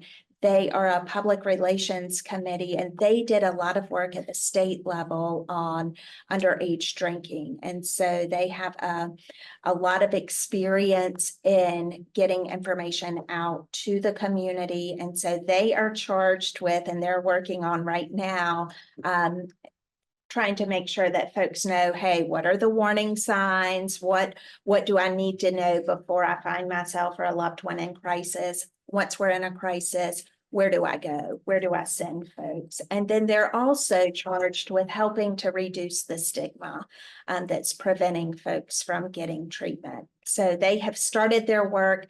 We anticipate the first phase of that being completed in June. And then they'll continue that work in the coming years. Thank you. Mhm. Any other questions for Jennifer? Thank you, John. Thank you. Thank Thank you. you very much for your presentation. Well, yeah, thank you. Mr. Mayor, do you want to continue on? You want to take a break or what? Yes, sir. Back in order. Thank you, Mr. Mayor.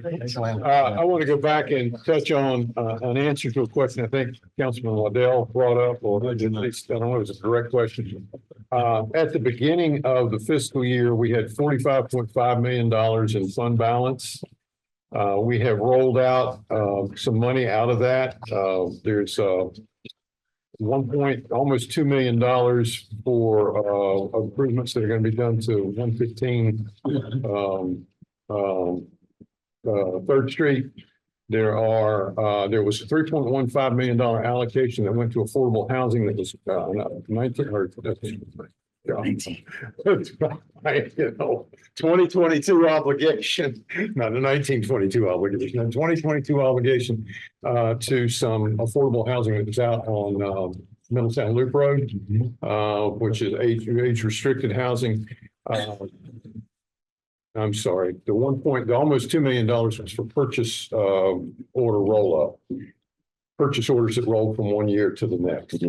Then the 3.1 was for the affordable housing, 1.7 was for the upfit at 115 Front Street, 3rd Street, and then $2.7 million for work being done on this building. Some of that we get back. Which brings back, it'll be a while. It'll be a year plus. Right, but we get it back. But so that brings us down to about a $35.8 million amount. Which works out to be between 20 and 25% of our fund balance. For the 3.5 for affordable housing, I know the project that we utilize for it, also project, but I don't. why did we do that? I don't know unless we didn't have that money reserved at the time. Oh, I know what it was. They came back. What? Go ahead. In FY22, we appropriated 3.5 million and assigned it in fund balance in the general fund, so it was sitting there until we needed it. Thanks. I knew there was a reason. Yeah. Shake it up. That was great. Yeah, that's it. Next Friday. That was how many years? That was 72 years. That was the priest that was annexed into the. Yes, sir. Satellite. They leased that thing up. Oh, yeah. Yeah. Thank you. I'm pretty fun. Okay, Laura. All right, Take it we have away. 2 slides left. Recycling and trash is balanced at 13 million, which is about a 3% increase. This is all based on their natural growth. They're essentially flat, and they really only have one request, which is to add a new manager to help with the span of control. There'll be no recommendations to increase any of their fees. Have we made some significant money with the new trucks? I know. Significant money? Yeah. Like Savings. Oh, savings, Dave, do you want to talk about that? Yeah. The savings are really Dave, you gotta come forward, bud. Project. the savings are really operational. The biggest difference is the amount of dependency we have on bringing in temporary labor. Remember, the traditional way is one truck with 3 people, 2 guys on the back, 1 driving. Now it's just 1 guy driving. So we still use temporary labor in recycling, in yard waste, and in the bulk. We do not, and we still have 2 routes in trash that require the rear loading trucks, but the other 6 routes only require 1 driver. So we're not as dependent, and that's where the savings has come in, is a reduction in the cost of that temporary labor.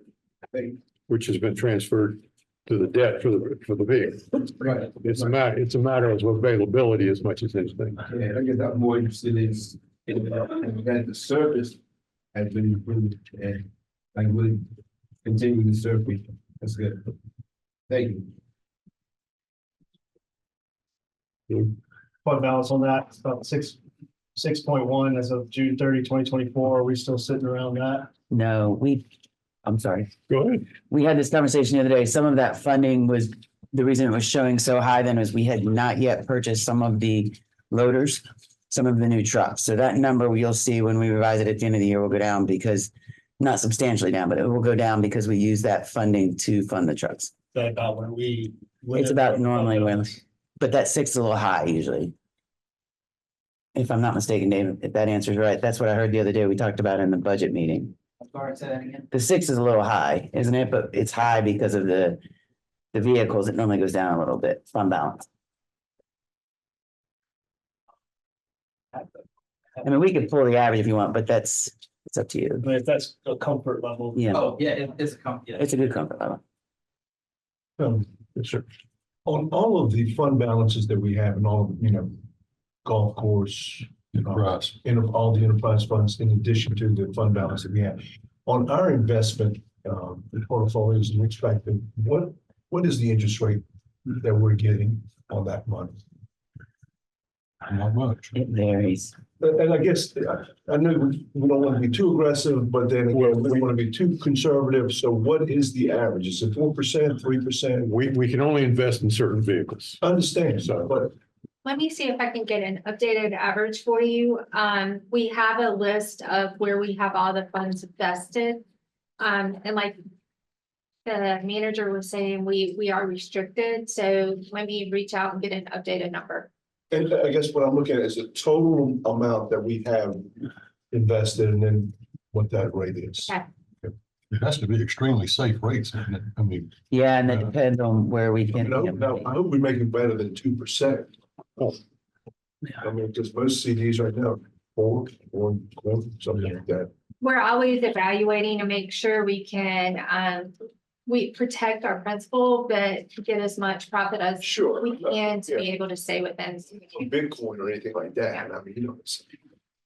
I'll see if I can get that updated. when the economy or when the inflation and interest rates and everything start to creep back, we're saying, we refinance, is there stuff out there that we can redo?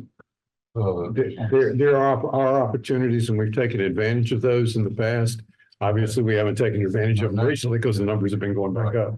But our long-term debt, generally speaking, is lower rate, with the exception of the variable rate that we got on this particular building. But it's still in under 4 in most cases. Thank you. And golf is balanced at 2.7. This is a 25% decrease, and that's mainly due to the irrigation project that we budgeted last year, which also debt service loaned them $400,000. So in FY 26 will be the first payment of that $400,000 going back to debt. They do have some leases that are coming up for their maintenance fleet and shared golf carts. They have small capital course improvements planned at about $40,000. And then compensation placeholder, and they will have some fee adjustments related to the golf carts and punch cards, but that's also a separate presentation. I would say that the golf fund is probably the one that is most concerning to me, simply because it doesn't carry a larger fund balance. And it hasn't, it's an old facility and it's had a number of issues that have needed to be addressed. Most specifically, you'll remember we did greens a few years back. We did the irrigation systems this year. We've got a cart barn proposal coming in. So almost as quickly as we amass money in there, we wind up spending it out. But we have allowed the general fund to loan the golf fund money to be able to be paid back. It's in a strong cash flow position. Sure. But it doesn't necessarily have the healthy fund balance that the other funds have. So what, Amy, what is the rounds on? Is it 50,000 rounds, 70,000 rounds? 60 plus. 60 plus. We are down this year due to the weather in January and February. But if the weather holds out the rest of the year, we anticipate making that up. What's interesting is that our retail sales and food and beverage sales are equal to the last few years, even though we're down probably right now 50,000 in rounds from the previous years just because of the weather. But with that decrease, we're still over 60. Do you know how many individual unique users, unique golfers we serve? No, but I'd be interested in that. believe we can find that out. Not to a person, but we can probably average it out. we have a software system that, most of our reservations go through. We can find that out for you. And that didn't, I think Tony, when we was talking about the improvement, we also improved the clubhouse. The clubhouse improvement, which was completed 2 years ago, is a main driver for the increase in sales. And we created efficiencies just in mechanical, electrical, plumbing, and improved the operational flow, which opened up the increased sales. So the last piece of that puzzle is the car park. The car barn is the next priority in our capital improvement program, and it is already designed. And updated cost estimate was received last year from the architect. So what my recommendation is, and talking with city managers, we still need to validate this, but see, right now the fund balance is around 1.3. See where we are after audit at the end of fiscal year 25 to see if we can move forward with it. And that's just. So, and that car barn is how big? It would be designed for 80 carts, and it would be designed for electric carts. Right now we have gas powered. You'd like to move to electric in the future. And so the design does include charging stations. Okay, and so how many square feet? 10,000 square feet? Yeah, I'm not good at that. I didn't have to. we got new cars coming. We do, so we just renewed our lease. You did that at your last city council meeting, so we'll receive those in April. That's 72 carts that we'll receive, which is, I think, 8 more than we currently have, which are needed with all those rounds. But we built the design, the car barn out to outfit for 80 carts. New irrigation. The irrigation project went so well. So we had a wonderful contractor that Got playing right through. kept playing right through. We had to move around a couple of greens, but it was minimal impact to the players. This is our highest performing amenity asset, right? It is, yes. If we were to input the resources into the inland greens part 3, that we are able to with this, because that's not an enterprise one, it would be close. Really? You'll see, I'm gonna show you in what that cost recovery is for that.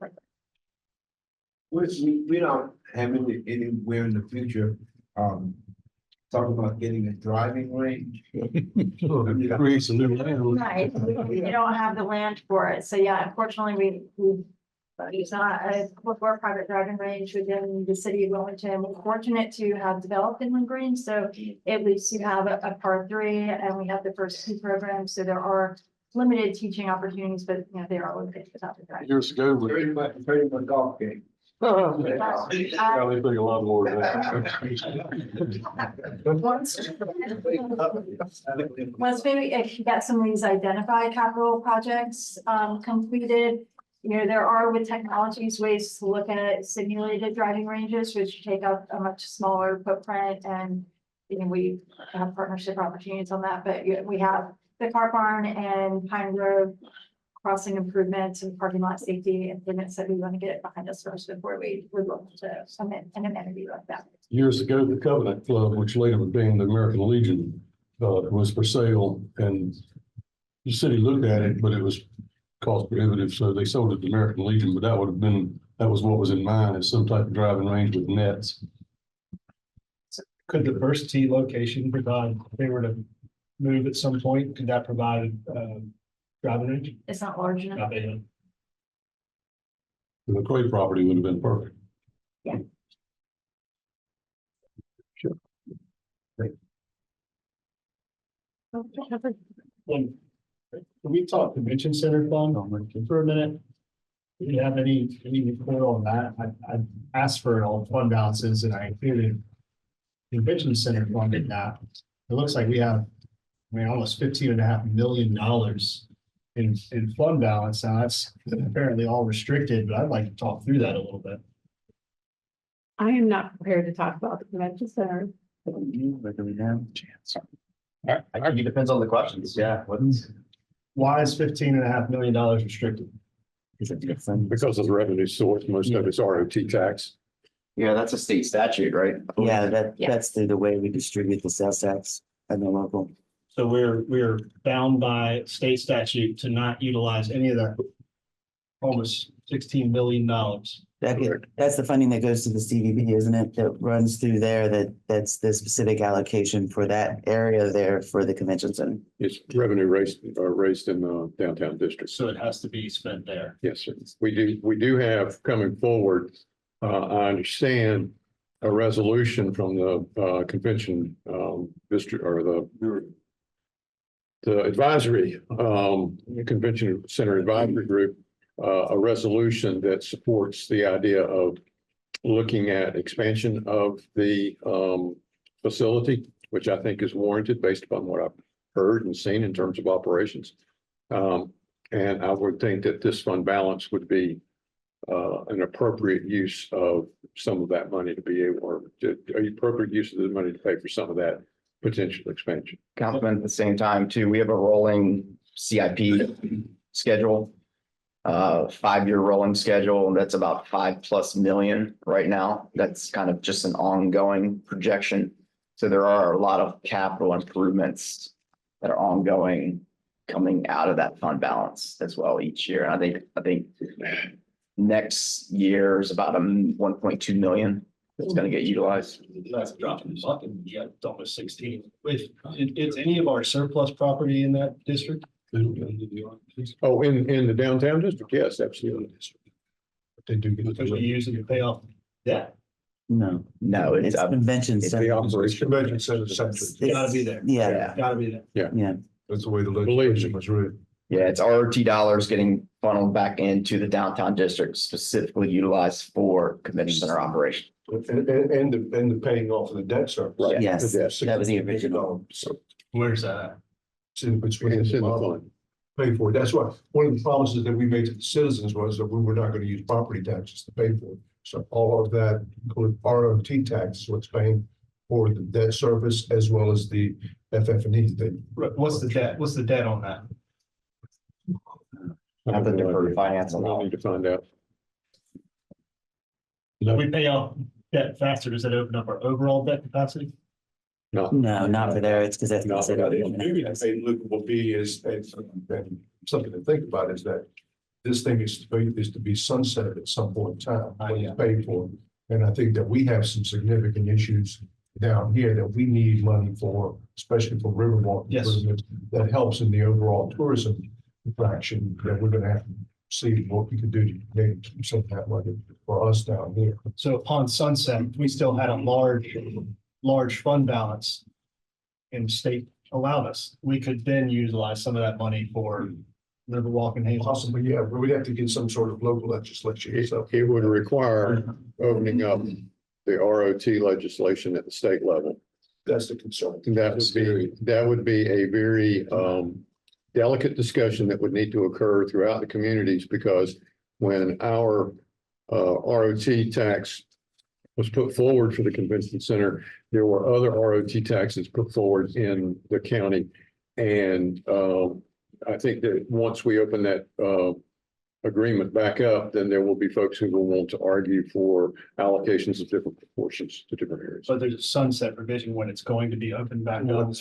Open when it's paid When it's off. paid off. But that's why I'm also advocating again, based upon what we have seen over and over and over again. This convention center is far too small for the conventions that want to come here.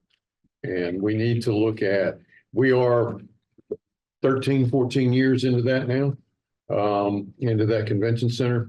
And I think we not only have a number of upgrades that we've had to conduct, but I think in addition, if we want to make it viable, we need to upgrade the size of it. Can it go up? No, But it can expand out, but going to turn, when this thing was built, the folks that told us this is the size of convention center you need. Yeah. Was 800 to 1,000. Yeah. We're starting to see now conventions 1,500 to 2,400. I think the Department of Transportation is coming in with, what, 2,700? No, it's about 1,500. Oh, 1,500, okay. But what we're having to do is utilize other spaces in downtown, but it is also added to the hotels that have been built down here on Gulf Commons. help support not only that, but also the amphitheater, just natural rate of tourism growth. In that Yeah, area. the exhibition space is being turned into meeting space. And that's not optimal. But it is something that is occurring. If you remember when the League of Municipalities was here, it was the dining hall for everything. So I really believe that long-term, we need to be looking at an expansion of that facility. And then, of course, it would need some incumbent parking. We expanded into. We have a lot of space on the first floor for that's kind of convention center-esque, large. Venue. I mean, is there a way to? You mean get here? into this building? We have talked to the convention center about utilizing some of this space. They have said that that was a possibility. I think the challenge with that one was depending on the need and off-site dynamics. It's case by case. I mean, they have it in the Rolodex as an option. I think the way it's set up, side scope and everything here downstairs on first floor, the food catering aspect becomes a challenge and just overall logistics, but they have it in the Rolodex as a potential option, as a case by case, depending on the attendee or the event's needs. I'd love to try and use it for that if we can. I mean, it's just sitting there idle. Yeah, I think proximity is probably the biggest problem with it. And I think a lot of it too was factoring in what became of the future council chambers and that final layout as well. It's not like they got a hell of a lot of options. That's true. I mean, there's land available adjacent or across the street. I mean, if they're gonna expand, that's the only way I see where they can expand. There are a couple of options immediately adjacent. They're obviously under development. We've had some discussions with adjacent property owners. Those property owners have changed hands since then. But there are a number of options that we're looking at, but we needed a feasibility study to determine whether or not the capacity could be supported by what our general observations are. Our general observations are clearly that needs to be done, but the question is, from a statistical analysis, will it hold for us? Do we have a presentation Tuesday? Yes. Yes, sir. From the convention center folks? Yes, sir. Okay, and the CVB? Yes, sir. Going back to, thanks again to Martha, going back to the discussion on interest rates. I'm looking down the list here and our average is 4.152, ranges from a high of 4.9875%, down to a low of 1.98, which is our checking account. So what's the total amount? Do we have a total amount? Fund balance and everything else that we have in savings. No, do we have a total? There's a total on there, but it's gonna be a cash flow. Yeah. Yeah, There's a cash flow here in terms of $340 million. But that's going to depend on which day we distribute, which day taxes come in, all of that good stuff. So essentially what we do whenever we're looking at our investments, we do a cash flow analysis where we look at inflows and outflows. And then we try to step our investments to kind of be in line with where our larger outflows are. And so whenever we're looking at it, we're not only looking at the investment percentage we'll be earning, but when do we anticipate needing that cash?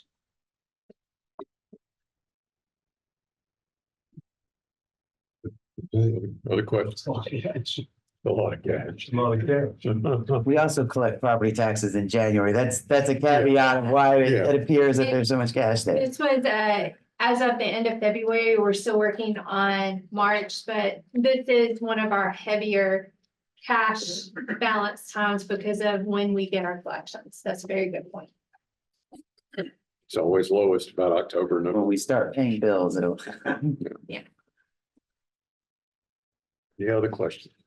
As a budget exercise, I asked a lot about fund balance for a reason.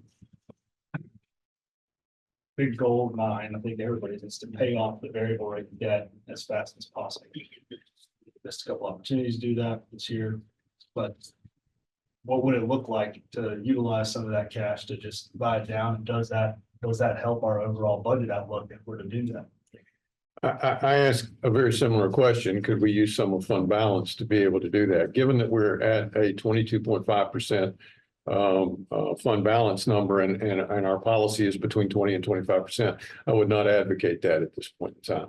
I'm as anxious to get that last $7 million off of there as you are, believe me. But I think we've made remarkable progress in 18 months. Agreed. And if we get the $2.5+ million over the course of the next year and next year's budget payment, or next year's budgeted payment, we should be down in the $2-3 million range to pay it off, I would say we write a check. which may be a strikeable number. Plus any additional properties we're able to sell between now. Yeah. And then that's above the 2.5 that we have budgeted will help us that as well. Yeah. And there's still some out there. And I think it's a real shame. I try not to read the media too much just because I try to keep my focus. But I understand there was an article that ran recently about the fact that we were looking for legislation that allowed us to hide more of the negotiation processes. We're not looking for that with this legislation that we're asking for at the state level. What we're asking for is an expedited process that still all plays out very much in front of the council. Even now, under the existing regulations, that are arcane, but under the existing regulations, the first bid in terms of what's highest and best value is determined by the person who makes the offer. So if somebody offers $1.5 million on a $5 million piece of property, we have to bring it, well, sometimes we have to bring it to you, and you have to make a determination as to whether or not it's worthwhile. So I just want to set the record straight. We're just trying to expedite the sale of the property. I don't think the general statutes ever envisioned a city buying a piece of property that had with it enough property to sell off for not only economic development purposes, but also for general development in the downtown area. So I just think that I just have to take a moment and say, I think what we're asking for is no less public. It is considerably, it's probably equally as publicly oriented. It just allows us to recognize that current practices in the real estate market are certainly different than they were in 1920 with the statute. And the other part of that article, Mr. Tony, is that when we're negotiating with anybody, we do go into closed session because you don't negotiate in the public realm unless you want to try to get the least amount of money for your for taxpayers. That's the other issue, and that has always been there for us to be, any communities to be able to do that. But I just think that, yeah. Bill, in all fairness, I've seen the time, not this council, but in the 90s, they did it wide open. And I said, guys, it's like playing poker with your damn hand turned around. I'm not making that up. That's God's truth. Until some people got on there and said, we can't do that anymore. But you're right. You got to do that. I mean, because we then take it out to the public, so the public gets to see it. We have a public hearing on it. So if the public has an issue with it, they can come in there and say whatever they want to say. And we can make a determination based on what they're telling us, or we can continue on. We can go back to the parking deck. When it was negotiated in public. Big money maker. I won't say that.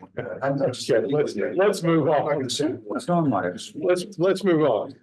We have a few presentations for you with regard to fees today. And we want to start with Dave Mays, who's going to talk to us a little bit about stormwater fee. This is the planned adjustment that we talked about just a few moments ago. It will amount to cents on the ERU rate, but it will amount to a couple of points on the percentage. Hey. Good morning. Good morning. Yeah, we need to point that. Kevin's. Okay. Can you hear me? Yeah. Okay. First, I wanted to just go back to a question that the mayor had about projects and amount of money. Very quickly, I look back at my records, and since the utility was put in place, we have completed 54 separate projects and spent just under $60 million. Now, let me qualify that. That is not all the money that we have spent in our capital program. That is all the money that we've spent on separately identified capital projects, stormwater capital projects. What that does not include is our storm drain rehab money, which at this point is a little over $3 million a year that we're doing in rehab. And that's money that we're spending to basically take care of the infrastructure that we already have in the ground. That's impressive. David, those projects go back to when stormwater fee was put in. 1998, yes, sir. Seems like it seems like we spent more than that. Well, what we have is just I don't have that number with me, and it's in caring for the existing. But to Charlie's point, when we were taking over a lot of the annexed areas in 95, 98, when you talk about the rehab program with the piping and all, that is not included in the special projects that you're sharing with us. Correct. That's It's a totally separate. The $3 million a year is to outfit those pipes, but the specific program, like, let's just say it's Seagate and Eastwood and that where it used to flood in that parking lot there. And Seagate, you couldn't even get through there when the rain where the fire station is now. Right. Those kinds of projects were special projects, the Pine Valley project, drainage project. Yes, sir. To get the time, $2.5 million, which today probably worth $10 million. Okay. All right, so I want to talk to you about our stormwater fee and give you the background on some planned adjustments that we have. First of all, as Laura has already talked about, enterprise funds in general, stormwater it's a standalone separate fund. We create a separate budget for it. My job is to balance the revenue against the expenses. These are fees that are paid directly from the customer. One for direct services, whether it's a capital or operational type expense. So we do this, we plan for this based on we develop and use a model for that cost of service. The relevance to the customer is that they see this on the bill every single month. And this is a snapshot that I pulled out of the CFPUA website down there at number 7 at the bottom of the page. That's where our fees are. The recycling and trash fee as well as the stormwater.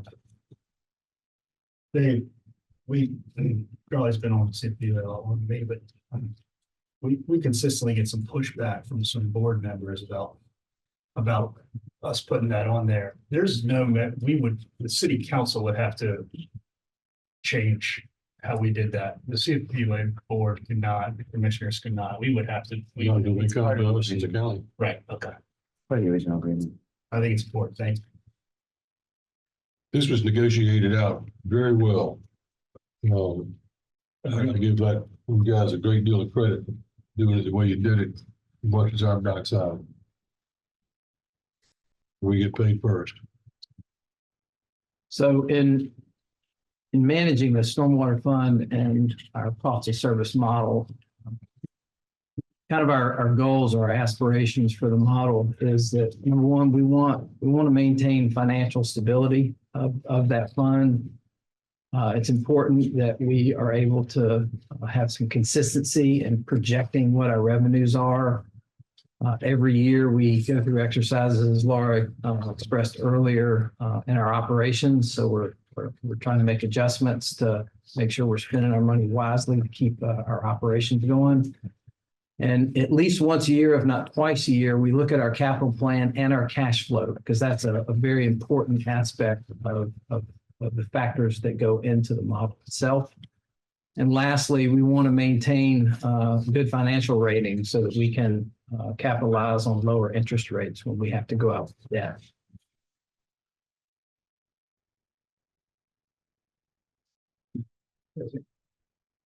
So in terms of the model itself, on the revenue side, the utility fees, as I showed on the previous slide, that's really the largest component of the revenues, and that's driven by the rate that we charge per equivalent residential unit, or ERU. Secondly is the city's general fund contribution payment, for city streets. Everybody pays based on the amount of impervious surface on the property. The city also pays that for the impervious surface associated with our roadway system. A lot of people don't realize that. Third, we forecast interest earnings, or investment earnings, excuse me. And lastly, we have a couple of contracts with NCDOT to recover costs related to maintenance that we perform on behalf of them on their parts of their system within their rights of way. On the expense side, the two major components are number one, our operating costs, which of course pays for all the equipment and the materials and most importantly, our employees. And secondly, it's our debt service for capital projects. As I mentioned, the financial stability of the fund is highly important because it has an influence on our bond ratings.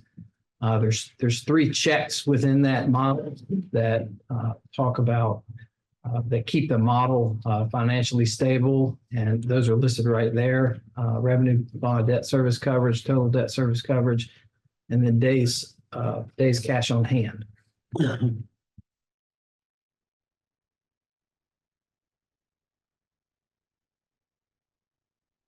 Okay.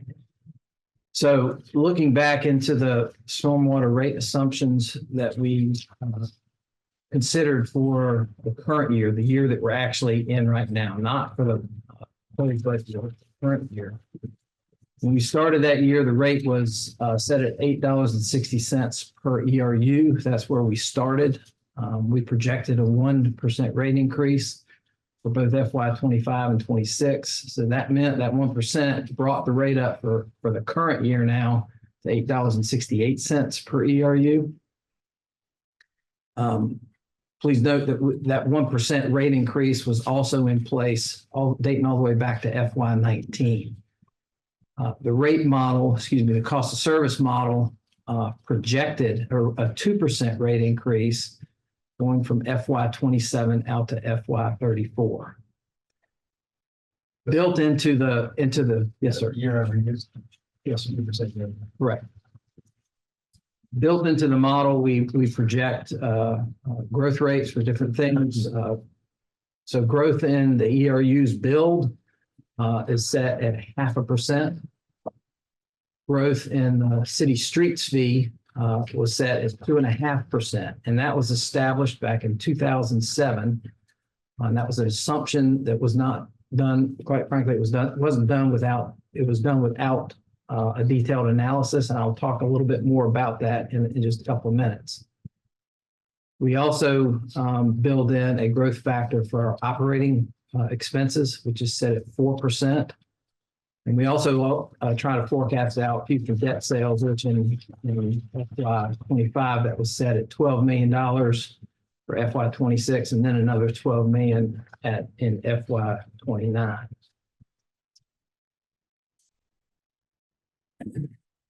Those part of our law, what projects will those entail?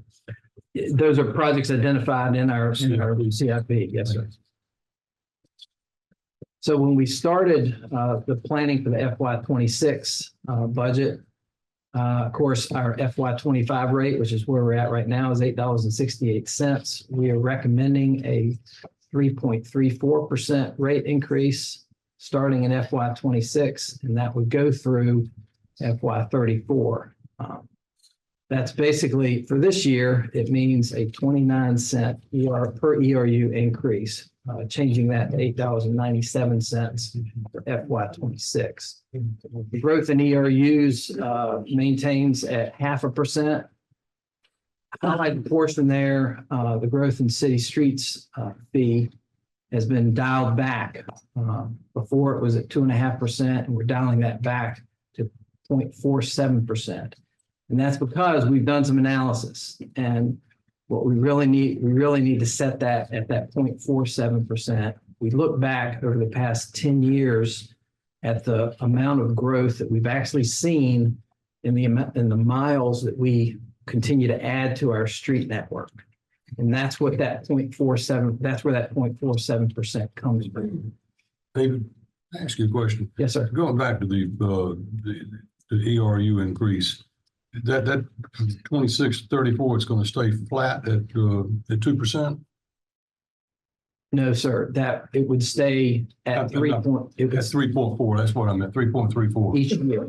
Okay, and that equates this year to like 29 cents. Yes, sir. Person? Well, how'd you come up with that? I'll get to that. Just let me, there's a couple more slides that Great. hopefully will fill in the blanks for you. Thank you, bud. God damn it. So again, Luke all over me.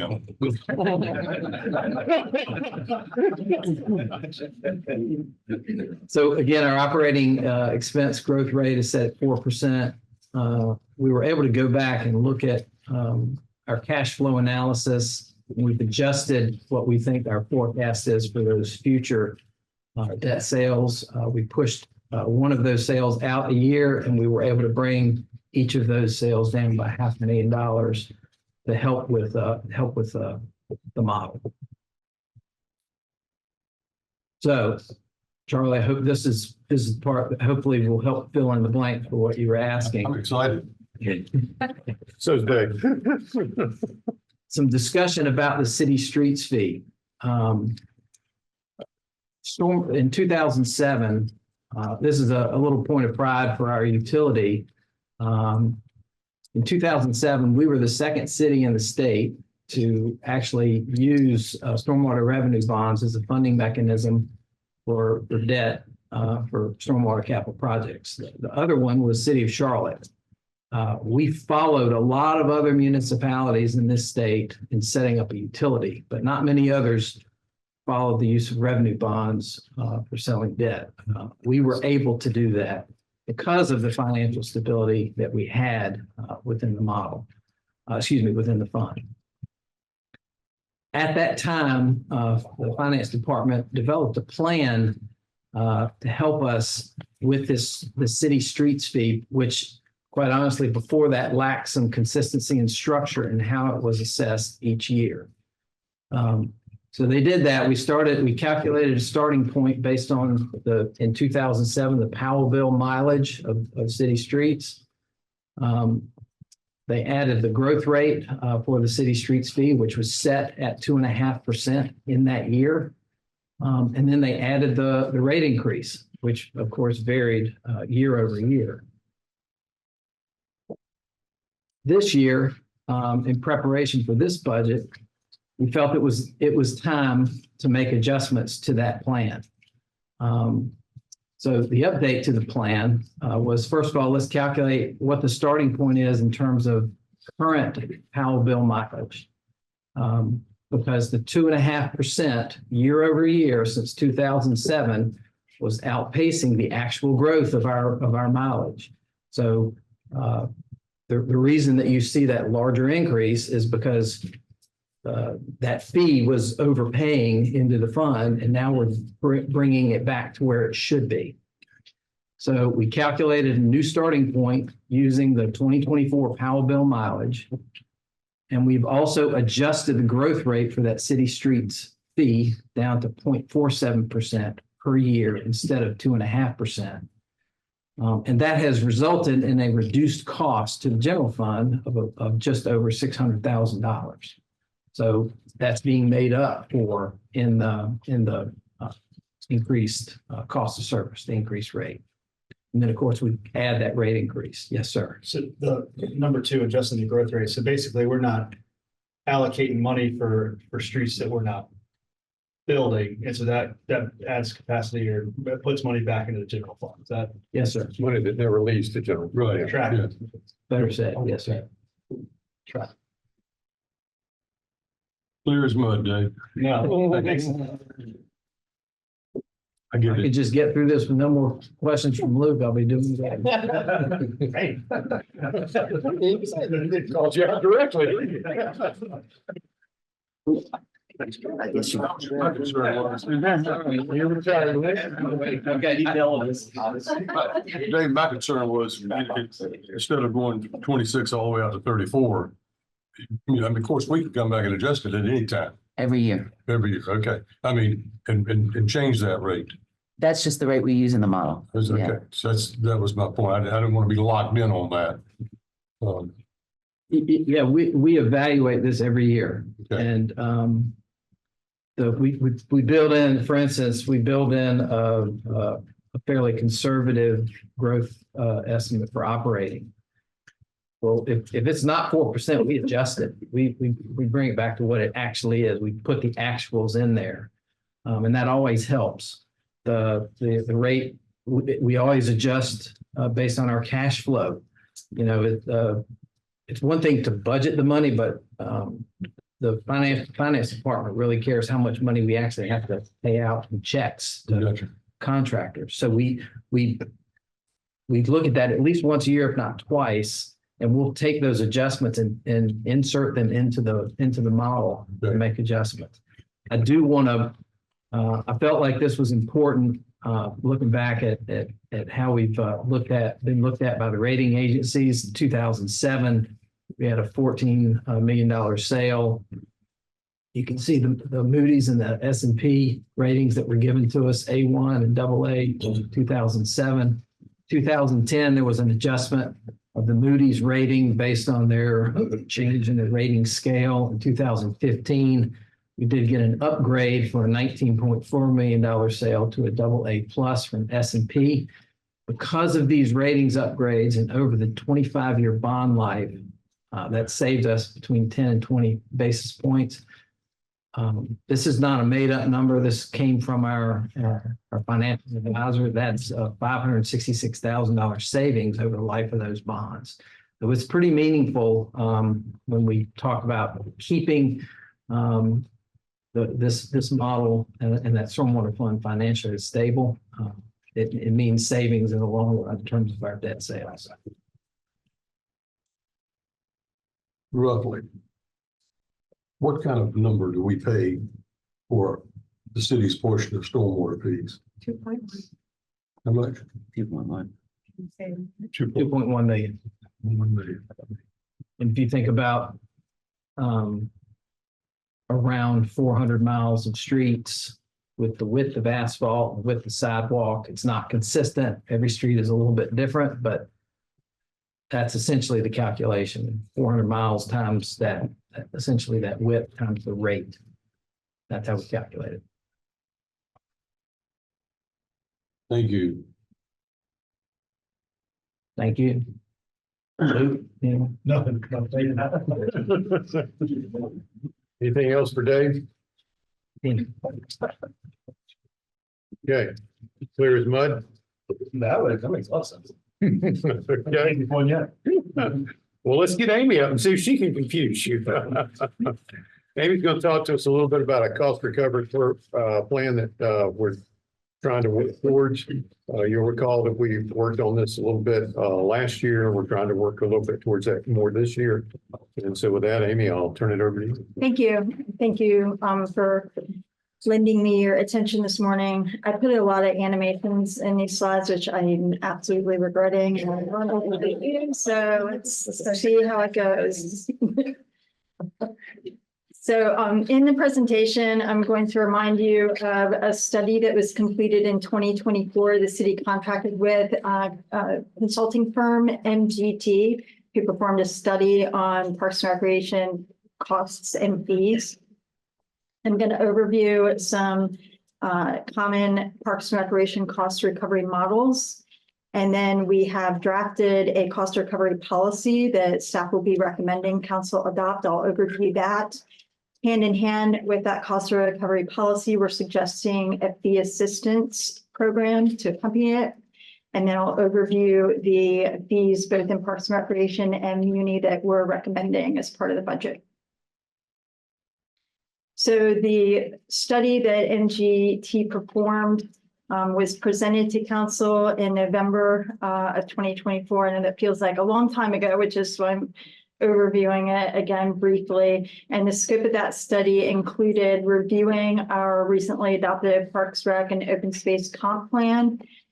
They performed a fee and cost analysis, and then they developed cost recovery options with an accompanying fee policy document.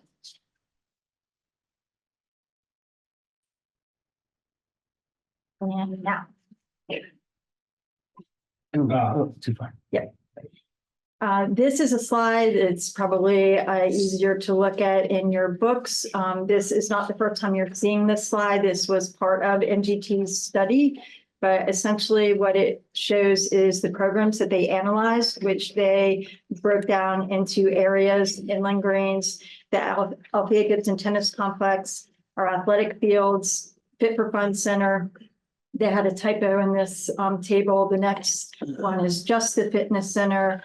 And then there is the Davis and MLK centers and Halliburton Park and recreation programs. All is anything that we do programmatically that's not in those centers above that. So that's really our athletic programs and cultural programs. They performed a cost analysis. That's that A column. And then the B column is the revenue that we receive from those programs. And then it demonstrates to you the cost recovery in that C column. And then their recommendations are in the columns that are in the blue. So what this demonstrates here is that right now we're at about a 19% cost recovery across the board for all of our programs. You may be wondering where Greenfield Lake Amphitheater and Live Oak Bank Pavilion are in this chart. We decided not to include them, and I can probably defend it both ways. They are a little bit of a different animal. They are performance venues. They both originated in Parks and Recreation. They've always been in Parks and Recreation. They've always been programmed and managed by Parks and Recreation, but they are outliers. So we decided not to include them. If we did include them, that 19% would move to 27% cost recovery.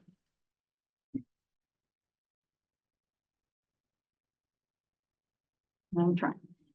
This slide demonstrates some best practices that have become common practices among Parks and Recreation agencies over the last 20 plus years. And that is a tiered user fee structure that puts programs into categories and then assigns them based on the benefit to the community.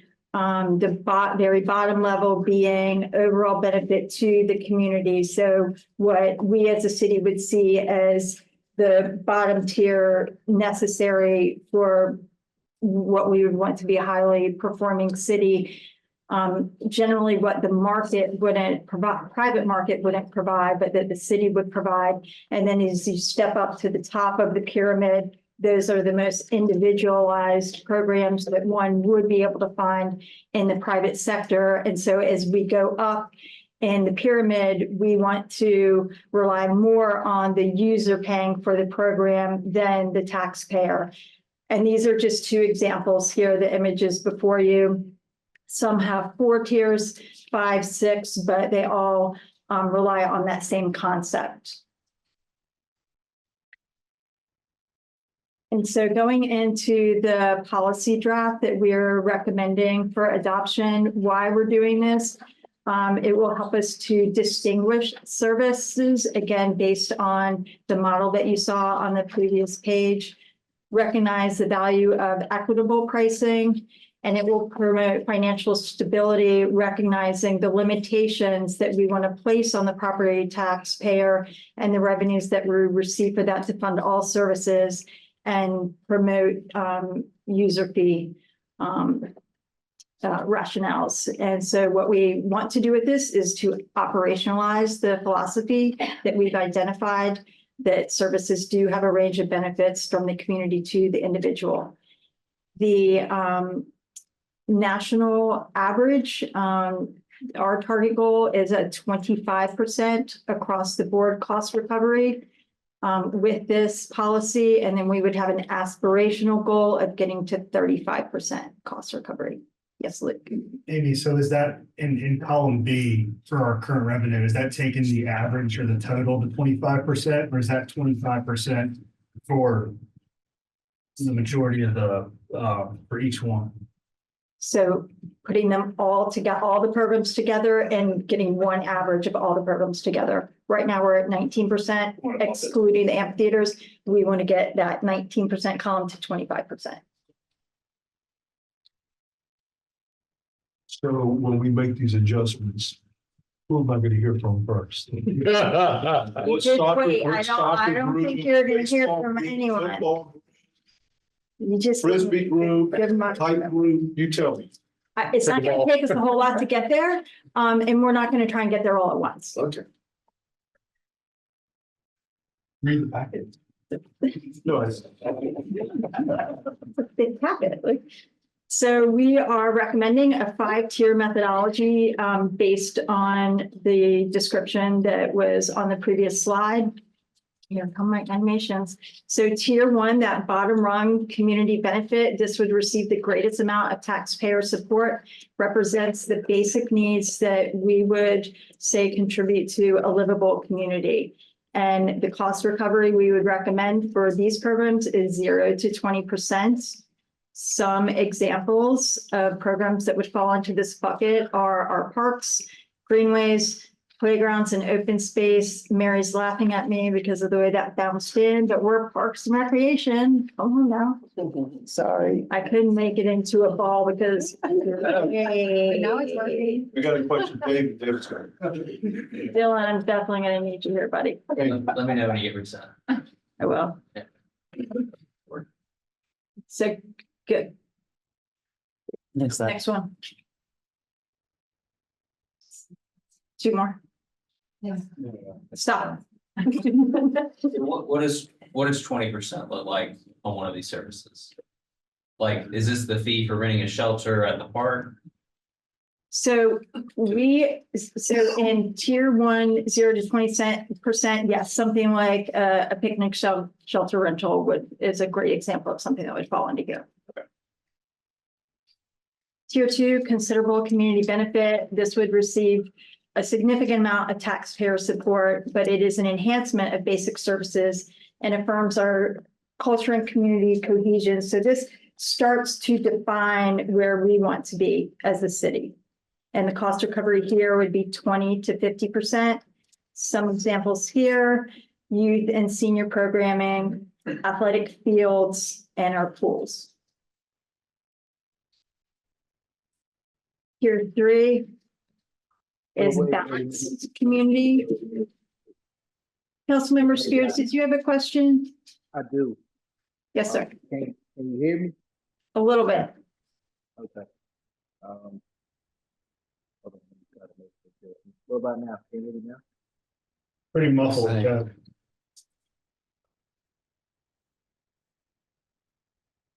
I'll let you finish and then I'll come back. Okay, we'll definitely come back to you. All right, thank Equal taxpayer and user support for tier 3. These are often viewed as public amenities commonly by the public, but these services are also commonly provided in the private sector. And here we would seek a 30 to 70% cost recovery. Some examples are camps, athletic leagues, and community events. So obviously we have in Wilmington camps and athletic leagues for youth that are offered privately, but we still seek to provide these programs to catch the overflow of kids that are in these private camps or leagues. Tier 4 is considerable individual benefit. This receives a significant amount of user support, and these services are almost always provided in the private sector. Cost recovery 70 to 100%. And examples are tennis lessons, fitness classes, cultural programs. Obviously, you could go to a private tennis club, a private gym and receive these services. But again, we still see them as an amenity to provide to the public, but with less reliance on the property taxpayer. Examples of cultural programs could be an art class or a walking tour. And our last tier, tier 5, complete individual benefit. This receives the greatest amount of user support and should have a limited impact on city resources. And the fees are often established on market demand. Cost recovery 100% or greater. And examples are golf course greens fees, selling food and beverage concessions, and entertainment events. So again, as I mentioned at the beginning of the recommendation, we strongly recommend that a fee assistance program accompany this policy if adopted. And the purpose would be to provide individuals and families an opportunity to participate in city programs that they might otherwise not be able to afford in the private sector.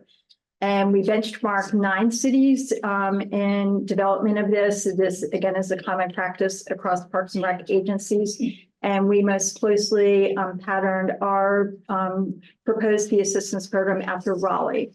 And we really liked theirs because it's designed for ease of use, both on the participants' behalf, as well as the staff's behalf, to reduce the chance for any errors.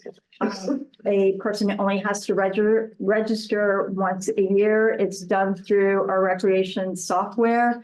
And every July 1, if somebody registers for a program again, it will prompt the staff person that this person needs to re-enroll in the fee assistance program if they are, if they meet the criteria. And it's a one-stop shop. If you had a child that you wanted to apply to enter into the fee assistance program at the IGA Center for an after-school program, if in a few months they went over to MLK Center to sign up for youth basketball, they would already be in the system. They wouldn't have to reapply for that.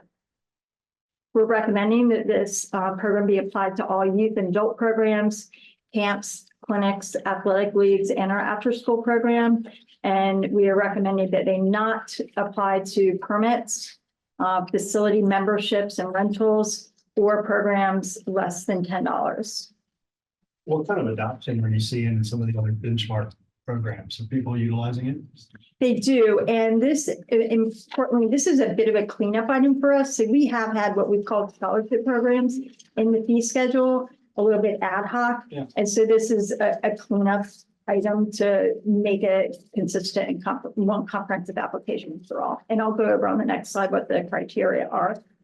So it's households below 60% AMI. And again, this is what we discovered in our benchmark and very similar to Raleigh's. Amy. Yes, sir. We can hear you now. Cool, thanks. I had to change up my headphones, but I want to chime in because I got another meeting in a few minutes and I have to jump out. So, and maybe I missed it, but what's the mechanism for capturing or for cost recovery? Is it just raising fees? Well, so our goal is to have an average among all of our programs of 25% cost recovery. We're at 19% right now.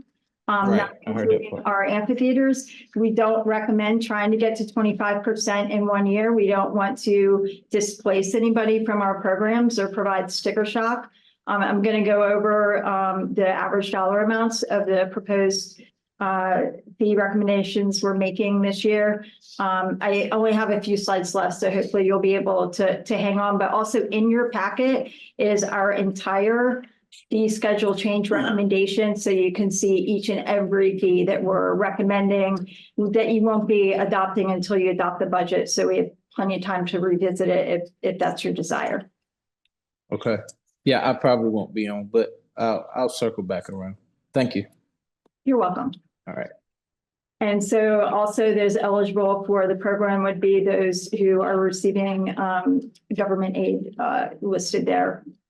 And so if one qualifies and is registered into the program, they would receive 50% off the advertised program cost. And again, as I mentioned a minute ago, this is really to clean up some other program attempts we've had in the fee schedule in the past. And so this slide builds off of the information that we received from our consultant, as well as information that was recommended in the comp plan.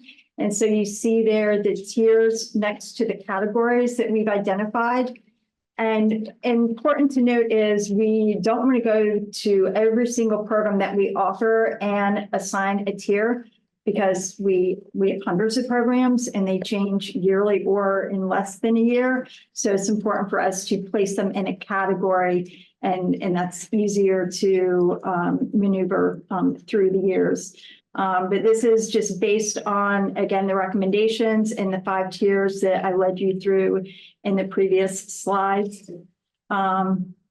One that you may have a question about is the Fit for Fun Center that may seem a little bit more individually benefited. However, we do receive a high utilization rate from providers, healthcare providers for children with mental or physical disabilities. And so that's the reason why we put it as a balanced community and individual benefit.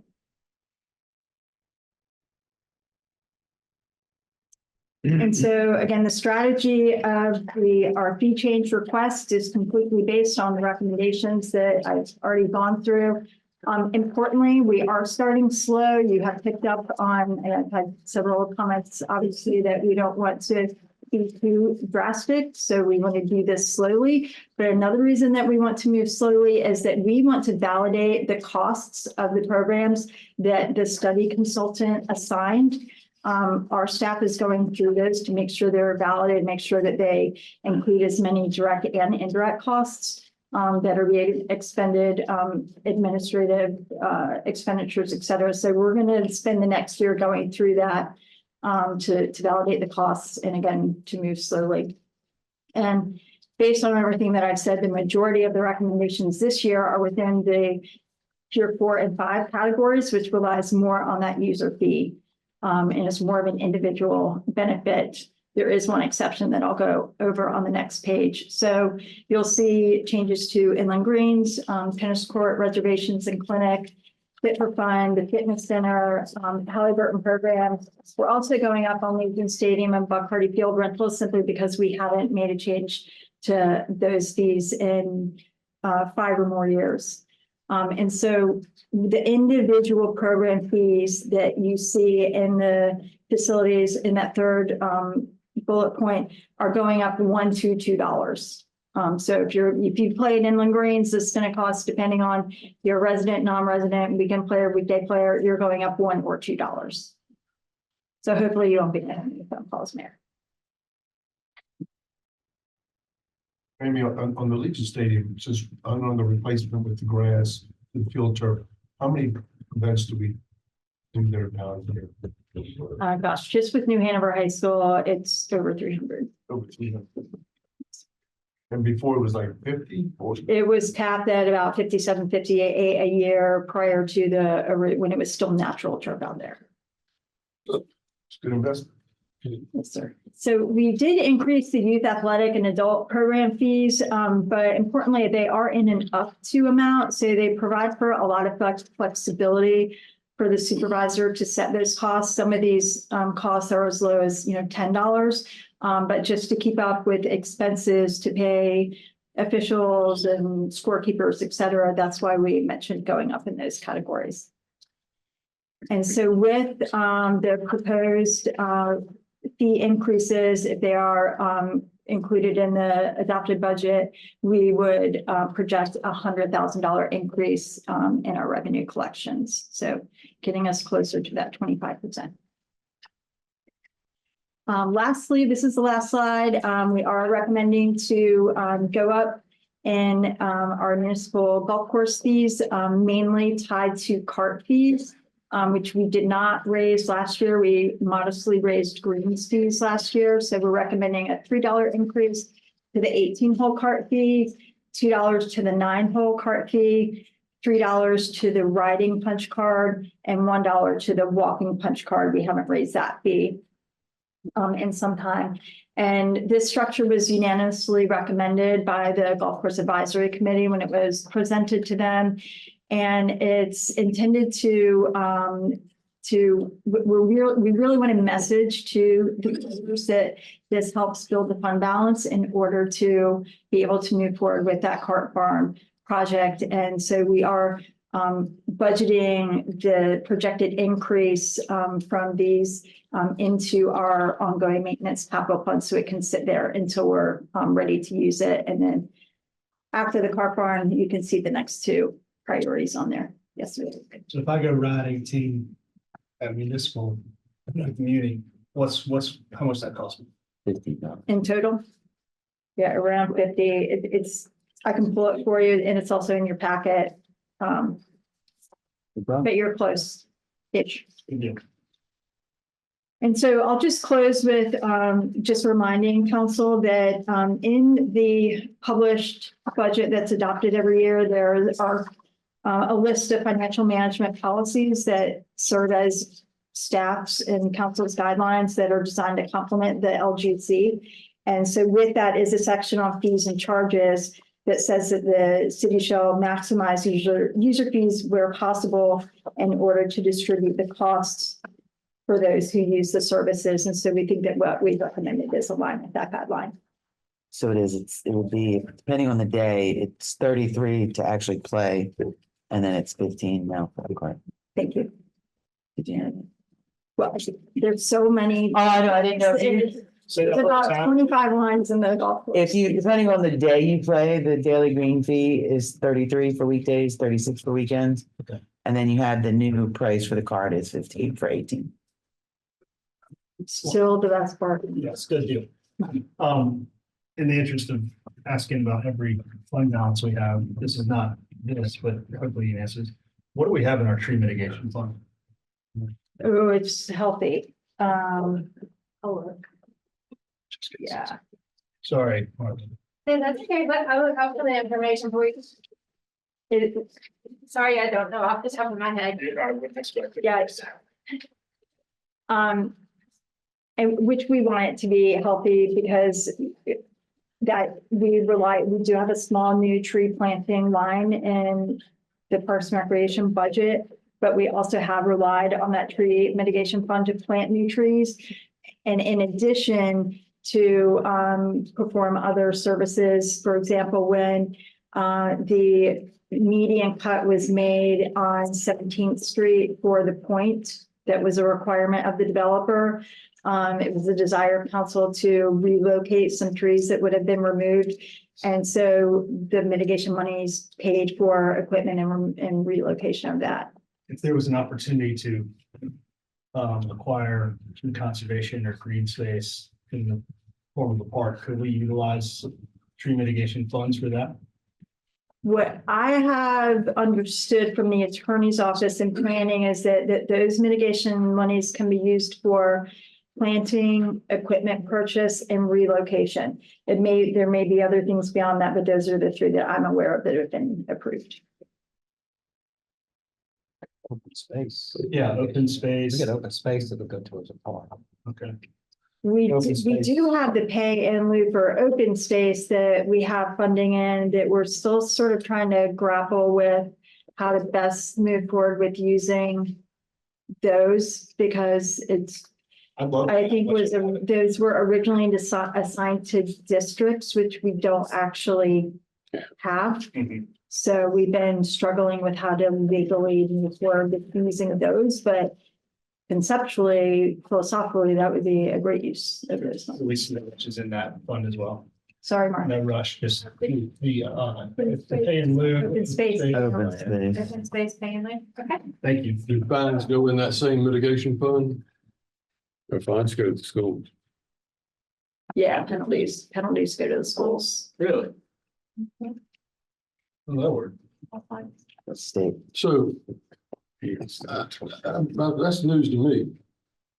I think that's a state statute. To all Well, I penalties don't go to- doubt go to it, schools. but I mean, I've just always thought those, when somebody goes out and chops down 10 trees and we charge them a lot, that goes to the schools. That's all part of the fines. Damn, they need to come before us and thank us and let us have a little input in how the hell they spend it. God. We just planted a tree at a school. A question about that, since we do have development taking place, we have folks that if we could, transfer some of those trees within those developments to public space. Are we doing that? I know we got tree spade, new tree spade and all that. I know we just did what our high school with me, so what we're at for Arbor Day, but that was transferred from another site. Can we do that? If the developer says, I've got these trees that I'm gonna be removing, do you want any of these trees? Maybe our arborists can take a look at and see if they could be transferred. Are we doing any of that? The only time I'm aware of that we ever did that was for the Publix tree, and I think that was paid for by the developer up on Market Street. There's a significant amount of trees, obviously, that are being taken, and you got a small enough caliber with that new, I guess, the spade that we do have, that we could do something. I'm just wondering what we're not. Just an example, Dave's Petrino's property on Independence Boulevard. He's looking at $400,000 in tree mitigation because of what he's got to take. So that $400,000 goes to the school? No, Yeah. So not Okay. litigation. That goes into the fund that Martha's looking at. Okay, that's the fines, not, but the fines If we go. didn't pay the mitigation and we have to fine them, Pardon? then if you didn't pay the mitigation fee and we had to fine them, then it He would. can't get a permit. No, but what Solota saying is that fine would go to the school system. It's just how it's categorized. Yeah. If it's categorized as a fine, the That's state. patently unfair. Do we make them pay the tree mitigation after the fact instead of a fine? You're asking the wrong person. Usually you're on the hook for both mitigation and a Oh, fine. We okay. break the regulation, we get cited for the violation as well as your responsibility for sure. So the mitigation funds we're receiving. Yes. And it's healthy. Yes. How healthy? About to find out. The mitigation fund, or no? Yeah, Is tree mitigation for payment in lieu, we're currently about 1.25. 256, 2.5 what? In the tree mitigation? 1.256 million. Good Lord. Hey, what's something to do? Told you it was healthy. Oh, we had a nice story. What about the open space pay in lieu? This is the payment in lieu tree removal. So the pay in lieu for open space is different than the tree mitigation. I want to say it's around 600,000. I didn't want to put that out there in case I'm wrong, but I feel like it's around 600,000. We got almost $2 million. I'll verify that opening. Amy, good question. Yes, sir. If for me, do you have any idea how many adult leagues and youth leagues we sponsor? How many adult and youth athletic leagues that are city operated? Right. We do not program any adult athletic leagues any longer. That was a cost savings, a budget reduction recommendation that we made years ago. The last one that we had was adult softball. And I kind of got crucified for doing it, but it's being run privately now. They play at Olson 9 months out of the year, and now we're receiving revenue from it. I don't have the number of youth athletic programs. There are a lot of them, and I'll get that for you. Amy, on those trees that I know that in the 1945 incorporated area, there was about 300 some stumps that we had to remove from the aftermath of Hurricane Florence. Are we replacing those trees, or we haven't made that decision yet? Yeah. The trees that were, blown down from the hurricane, you guys have, I've gone around and seen, I can moving the stumps, but are we replacing them? Our practice is to plant a tree whenever we remove a tree. It does not happen at the same time, and it doesn't necessarily happen in the same place because of underground utilities, overhead utilities, Or narrow median. narrow medians. And we attempt to have 2 large tree plantings annually. The past year, we did not have one, because we bid it out twice. And both times the same contractor, had the low bid. And when we went to negotiate the contract, he decided that he did not have the equipment and expertise to perform the contract. And so we recommended suspending that contractor from bidding. We also changed practice to where instead of doing a straight advertisement for bid, that we would do an RFP so that we could help to ensure that we were attracting businesses that could perform the work. So since we are behind on our new tree planting, this last contract that you just approved is for 400 trees. And that just started. There's some going in downtown right now. There's actually going to be something in your weekly update about that. But philosophically, yes, we place a tree for a tree, but it can often happen a year or more later, and it can't always go back into the same place. And the trees I know that we had to take down on market, 20-some trees because of the disease. Those I know we did. Those are being replanted, but not with laurel oaks because we found them to be problematic. Live oaks where we can, but won't always be live oaks as well. And we're planting the largest caliper we can. Again, keeping in mind with what Charlie just said, that the strip is very narrow there, and so a larger root ball just won't fit. To the mayor's point about spading existing trees, I think it'd be great if we could utilize some of these trees on where somebody would have to just pay tree mitigation to cut them down. If we could find some sort of happy medium where we spade them, we plant them, especially if they're, established good trees. And I think that's a good practice and it's a win-win. Didn't we identify some areas when we talked about this a while back, a couple of years ago, where we would plant the trees in specific locations due to utilities, overhead power, size of the area? Yeah, we have. And as Amy said, on 17th Street, at that topic came up, we were exploring other locations with the Barclays point about moving. We'd have to explore going on private property and the city staff being assigned the responsibility to excavate a tree and move it to private development. It may be through tree mitigation, maybe alternative is for the developer to hire someone to do it, and they could avoid the mitigation by. Well, let me tell you what the problem with that is. I've had a conversation with Dave Spatrino, and Dave has said, if I could move my trees to Impey Park, he said, that's fine. He said, but if I've got to move them to Market and Eastwood, he said, it's cost prohibitive. So the transportation of the tree, once it's been spayed, as a moving a tree, I got involved in this, kind of like Seward's Folly, but I got involved in it. And it's not like transplanting azalea in your yard from one side to the other. It's a kind of crapshoot. Because after that tree is replanted, it takes a lot of TLC. Because it's shocked to hell. We cut down, we had a developer that was going to develop that property over there on 17th Street across from the shopping center that y'all had something to do with. And he went ahead, he had to build a turn lane, and before he ever closed on the property, he went in there and built the turn lane and took down 3 beautiful oaks, gone, and then the damn deal fell through. Remember that? Yep. So from now on, anybody does that, they gotta show they own the property before they do stuff like that. Yeah, that's a good point. On those trees on 17th Street, we even had a contract. I thought we looked at the cost for someone to take care of them after the transplant with the private contractor to make sure they survive. They look nice. They look very nice. Yeah. And just one follow-up question about the youth thing. From my knowledge, like, for example, I'm looking at page 15 where it says Park and Rec speed change request. If we use join basketball league at any of our parks, would they be charged like $50 or $60? How would that work?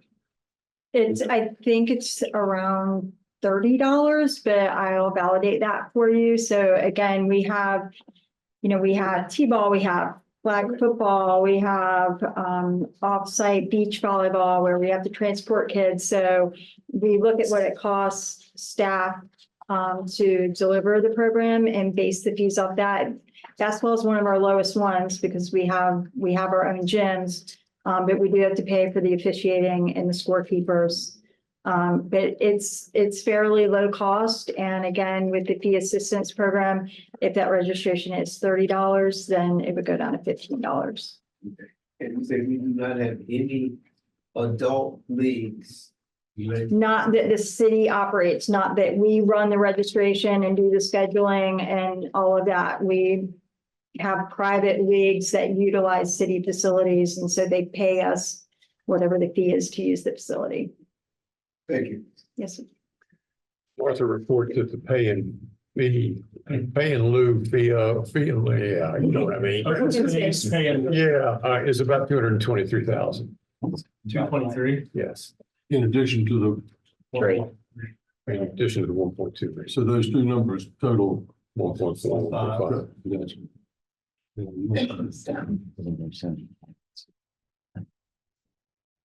Any other questions for Amy? You have lunch, which is available downstairs on the second floor. We have a presentation from the fire department to talk about with regard to fees. We have a presentation from Aubrey with regard to the economic development grantees. And we have a wrap up, which has a number of questions to go through with you. So I would suggest we probably need to eat and then come back in here and wrap up for the day. Very good. You stand adjourned, go have one. Call the meeting order. I got to do another roll call here. Mayor Pro Tem, are you here? Yeah. Councilman Reinbach's here. Councilmember Spears. Councilmember Spears. Councilmember Waddell. Here. Councilmember Salette. Andrews. Councilmember Joyner. Here. And of course, the chair's here. We're all here to counter for. Just manager. Thank you, Mr. Mayor. These people just, all these people with this information keep giving it to me and I don't know why. Cart Barn square, this is from Amy. Cart Barn square footage, 4,400 square feet. Number of youth programs fluctuates between 20 and 30 a year. I want it, sorry, left out a word. Thank I want it. Thank you. Youth basketball registration, $15 to $35. Thank you. Thank you. I appreciate it. Say that the Cart Barn was 4,000? 4,400. 4,400. So I have to. Okay, good afternoon. Thank you. And Chief Walker is going to go through the fee schedule changes for the fire department. He says he can do it in 5 minutes. Before lunch, they said 10, that's how I can get done. There's not a whole lot to it, to be quite honest with you. But now I got a lot to live up to. We need to time ourselves, like the national anthem at the Super Bowl. All right. So here we go. Essentially, we haven't looked at the fee schedule. In 2009, council approved fees for services rendered by the fire department that were outside of when someone calls 911. So that encompasses, the fire marshal's office, obviously, inspections and plan reviews and all that good stuff, as well as, permits for special events, things of that nature. So, truthfully, it hasn't been revisited since 2009. So inflation has risen by 48%, 48.4% since 2009. But what we found during this exercise is really we're still right in line with a lot of services that we offer. But we did have to make some adjustments. It was time. I looked at this. So there was some minor increases basically that we made since 2009, which was two things. Last year was the contract opportunities for firefighters to align with police, and the other thing was in 2020, excuse me, when COVID happened. I was trying to look at this every 5 years. I was sworn in 2016 as your fire marshal. So in 2020, 2021. With all the businesses having to close and things of that nature, I just didn't think that was a really good time to propose this to council for everybody, truthfully. So I looked at one thing and it was one of the, commercial inspections for what we went into the most, and we just increased it by like $10 and council approved it there.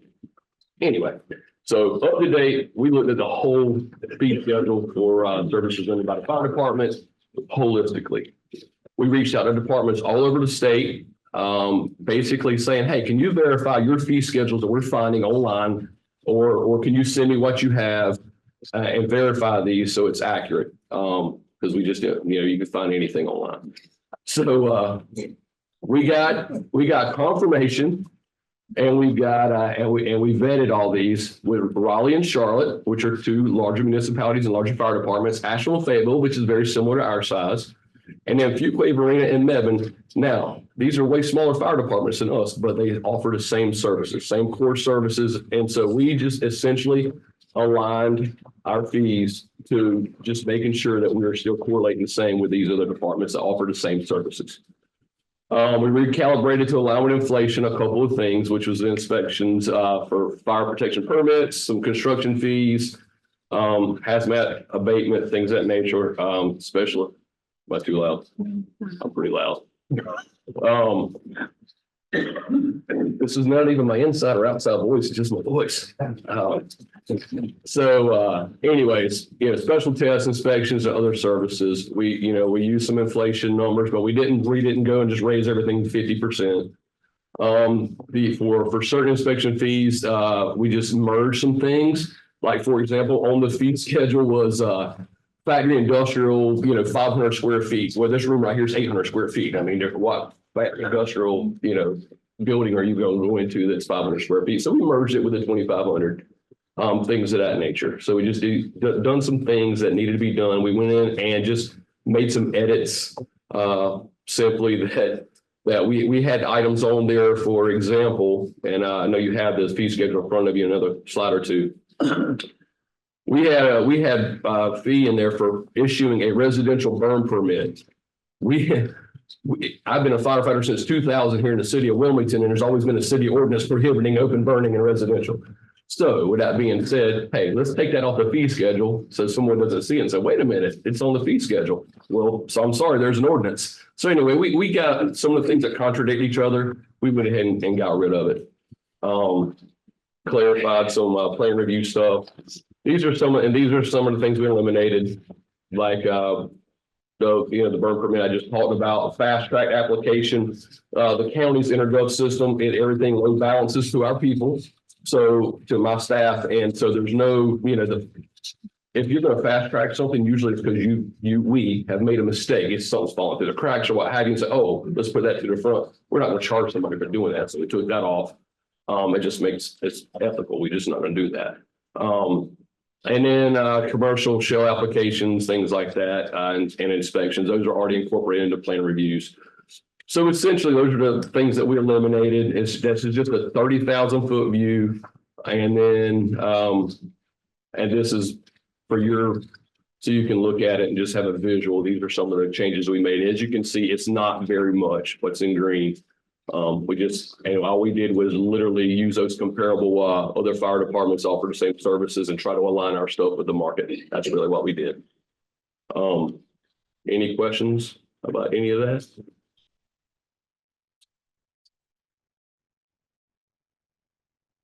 So what's in green is what you. Yes, sir. Changed. Yes, sir.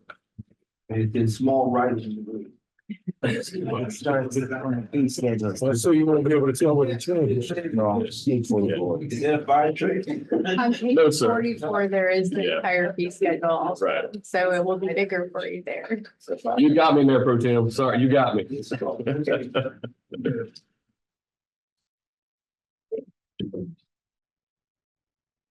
Any questions? Yeah, watercraft, other than 18-foot rescue boat or 50-foot fireboat.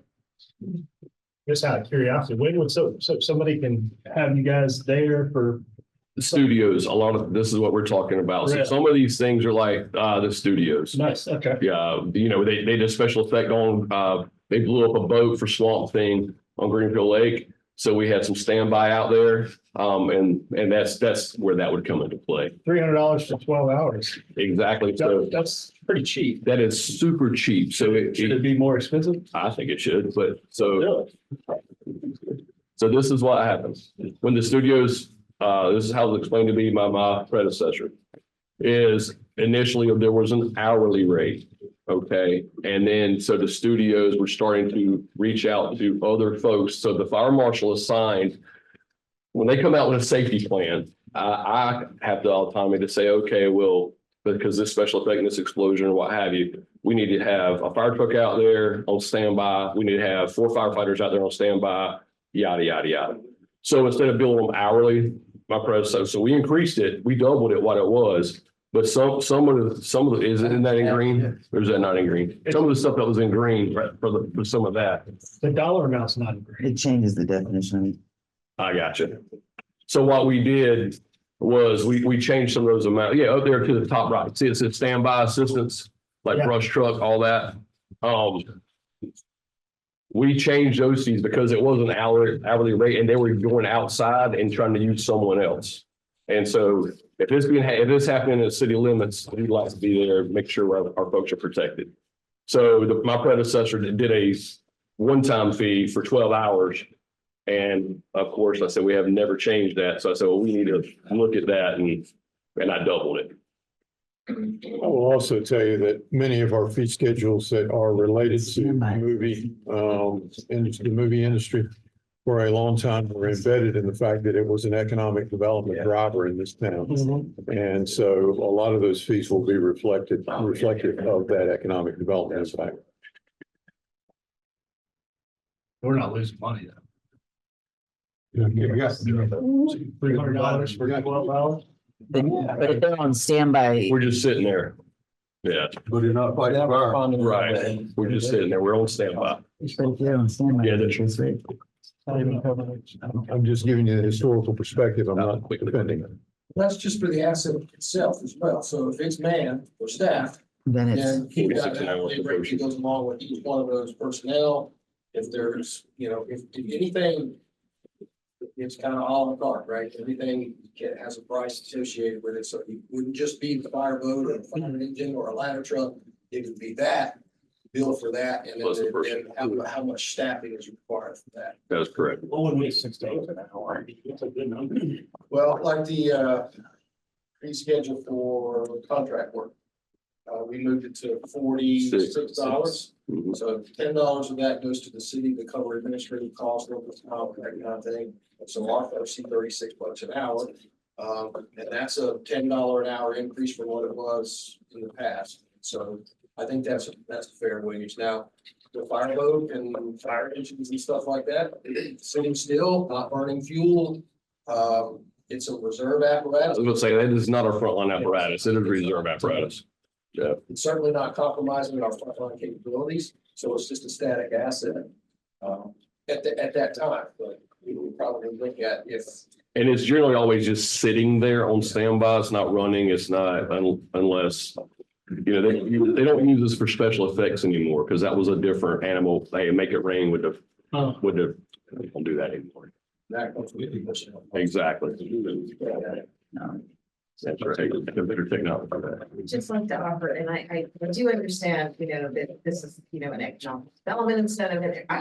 It's just really hard for me to believe that any film production is gonna sit there and consider, hey, they're only charging $100 for color, to move a film production here. I think there's so many costs that are like so much more outrageous than that, and they just write the check, so, Millions. I have to. If they were doing something next door, they needed to use a piece of my yard, just put a light for a day. Maybe not my house. Yeah, absolutely. Yeah, so I don't. We should be made whole of this. But in essence, it's just a piece of Well, it's people. equipment. Well, no, what Steve just said, it's just a truck that's sitting there by itself. It's just no people. Well, if there is people with it. Then you addition to that fee. How much? $46 an hour. Okay. Each person, yeah. Per person. So you have the apparatus, which is that cost, and then the per person cost, exactly what you're saying. So clearly for me, Mhm. there are people with the apparatus. Yes, sir. Well, they have to be paid separately. Right, I mean, but I'm saying, Yes, sir. yes, so the apparatus is on the premises, and then you gotta have folks in case Yes, sir. something happens. That's correct. If they That call, operator or supervisor, right, and at least one firefighter, but in these situations, we always staff them with four. Yes, sir. Yes, sir. And I think I honestly believe that's why the original intent of the cost was because apparatus is just sitting there and not being utilized. And it is always, like the chief said, a backup apparatus, if you will. So never, ever a frontline piece of apparatus. But we can definitely look into that. I'm all about it. We do not get these as frequently as we used to. Just because the film industry has slowed down a little bit. It ebbs and flows, right? It's depending on the tax incentives. That's let's be honest. So right now we're in the lull where we haven't been utilized in a while. There's no big production using special effects. But I think I agree. If you would like for me to look into it a little bit further, I'll be happy to. Just do it every year. Yes, absolutely. I think it makes sense to look into this. I know, some of the downtown churches in the historic district are often used for filming locations. And I know my church has sort of come to the realization that it's time to stop looking at this as a donation and actually look at it as a structure, piece of our budget. And I think that's a good sign, right? Like the region is professionalizing along with the industry coming here.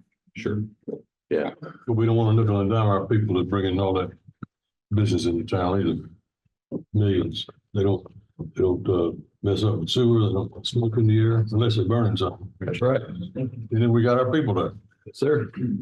And to Chief Walker's credit, he really was taking in to consideration Tony's point that, hey, we want to be able to provide this resource, but we also want to do it in a way that doesn't make it cost prohibitive. Well, it's a cost prohibitive, but it encourages the film companies to use our resources.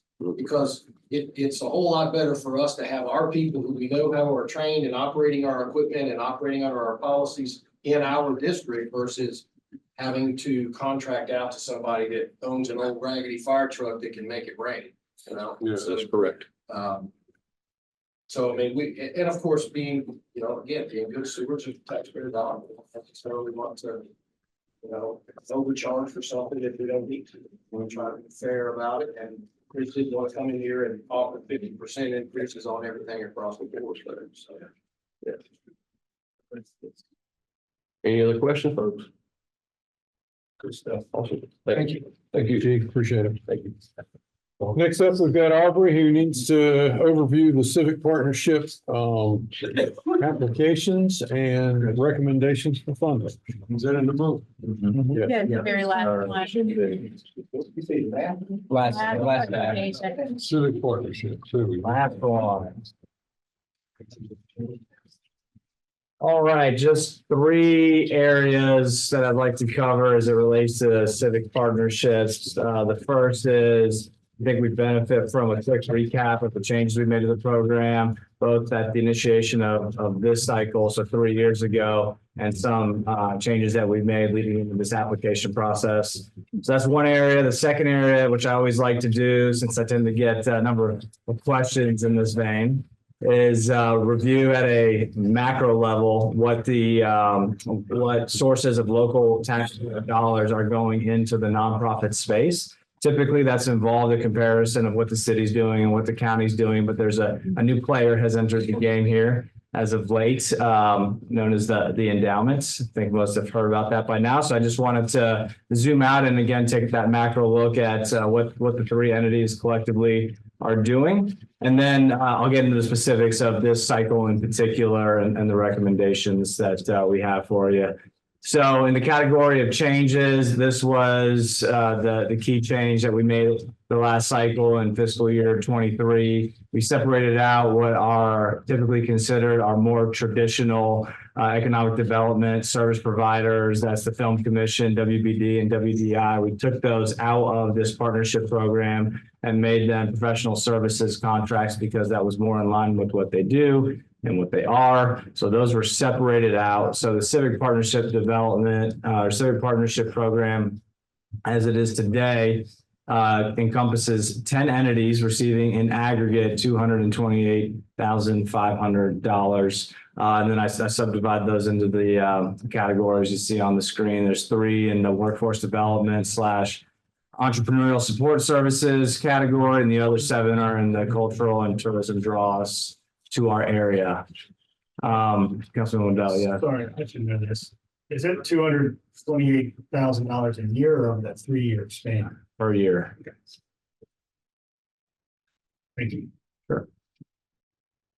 So more recently, at the last budget work session, I believe I advocated to council that we make some changes to our application process, really in the spirit of becoming more aligned with what the county does programmatically to receive applications and consider applications. We didn't exactly mirror every bit of their process, but the changes we did make were we had our application window line up with theirs, and we had our application form line up with theirs. So we streamlined the application materials required from the nonprofits as you'll see here in a minute, a high number of the nonprofits that the county works with, the city works with as well. So we wanted to reduce that administrative burden for them and have a little bit more consistency across what local government's doing in the area.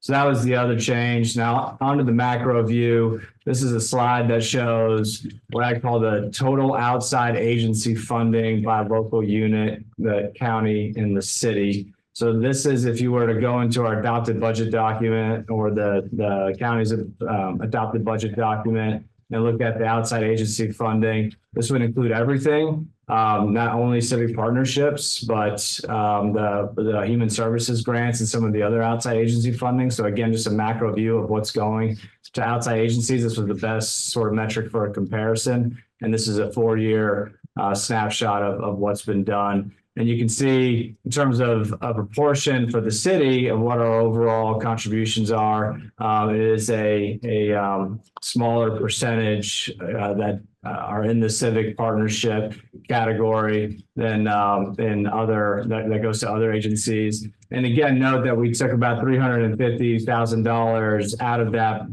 that went into service contracts. That's included in that green number for ours. So ours is technically now smaller, but again, just for a basis of comparison, I wanted to show the total outside agency funding here.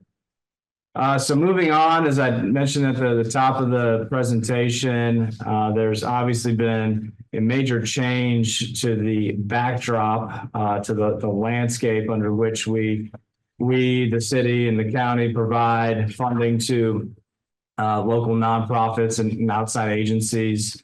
When we did our last cycle, the endowment was in its infancy, but as obviously over the last few years here ramped up considerably. They publish their quarterly reports online and you can see what their grant awards have been in aggregate. They do it on a calendar year, we do it on a fiscal year, but this directionally gives you an order of magnitude of what they're doing versus what we are doing at the city and what the county's doing as well.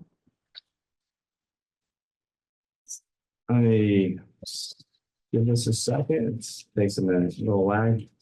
Okay. One other exercise that I thought would be worthwhile was to look at how that funding overlaps across agencies, across local nonprofits and entities that fall in this category. So if you were to add up, as I did, all the entities that received city, county, or endowment funding over the last 3 years, there's about 180 in total. Then moving over to the upper right-hand corner of the slide, there's about 50 entities that the city has funded in that outside agency category. So this is above and beyond just civic partnerships. This is outside agency.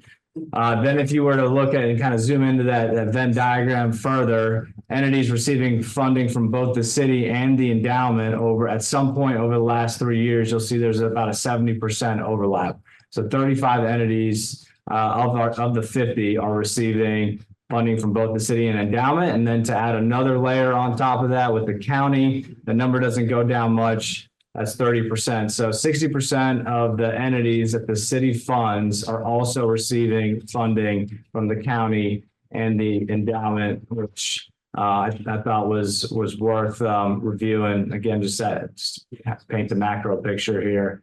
And if you zoom into the funding amount, like what does that 60% overlap look like in terms of dollars? That's what you see here on the screen. It's more like 75% of funding of those organizations where all three of us overlap. 75% of the funding is coming from the endowment. Now, to be fair, the programmatic and capital asks that these entities are making are different. They ask the endowment for different things than they ask the city, and again ask different things from the county. This is again just a macro picture of where local taxpayer dollars are going in the community for nonprofits and outside agencies. So on to the specifics of this application process for civic partnerships. We held our application process, started in December, ended in January, ran for 2 months. Deadline was the 31st, and we received 20 applications in all. All were complete, provided all the information we asked for. 20 happens to be double the number of entities that we currently fund through the Civic Partnership Program. And if you add up the total in funding requests, it's 3 times more than we currently program now. So we got 3x the ask versus what we currently have in resources to distribute. So this is the recommendation the city manager's office puts before you today in terms of how we would spread that funding. I had a few things in mind when I put this list together. The first was keeping the aggregate funding level the same. So the $228,500, how do we allocate that fixed amount across the applications we received? Another key thing that I looked at was ensuring that the strategy that we have, workforce development and being a tourist draw, that there was strategic and programmatic alignment for Wilmington with the application review. I also prioritize legacy recipients, given that there is some inertia there and some momentum, and they tend to kind of bank on and build in what the city has provided in the past into their budgetary process. There are 2 exceptions to that, which I'm happy to review if you'd like. I also wanted to minimize programmatic overlap. So if there were folks that were doing the same thing, I didn't want to fund 2 folks doing the same thing. And then lastly, I did want to prioritize folks that do not draw money from the city in other parts of our budgets. So didn't want to have that kind of budgetary, not confusion, but have folks draw from multiple spots and within the city budget. So with those 5 key tenets in mind, this was the recommendation that was developed. I'm happy to go into the details with them and dive into any particular questions on particular applications. But in aggregate, it's the same amount of funding that we've been doing historically. Yes, Councilman Spears. I had a question, right? So you said one of your 5 points is to not fund organizations that duplicate services.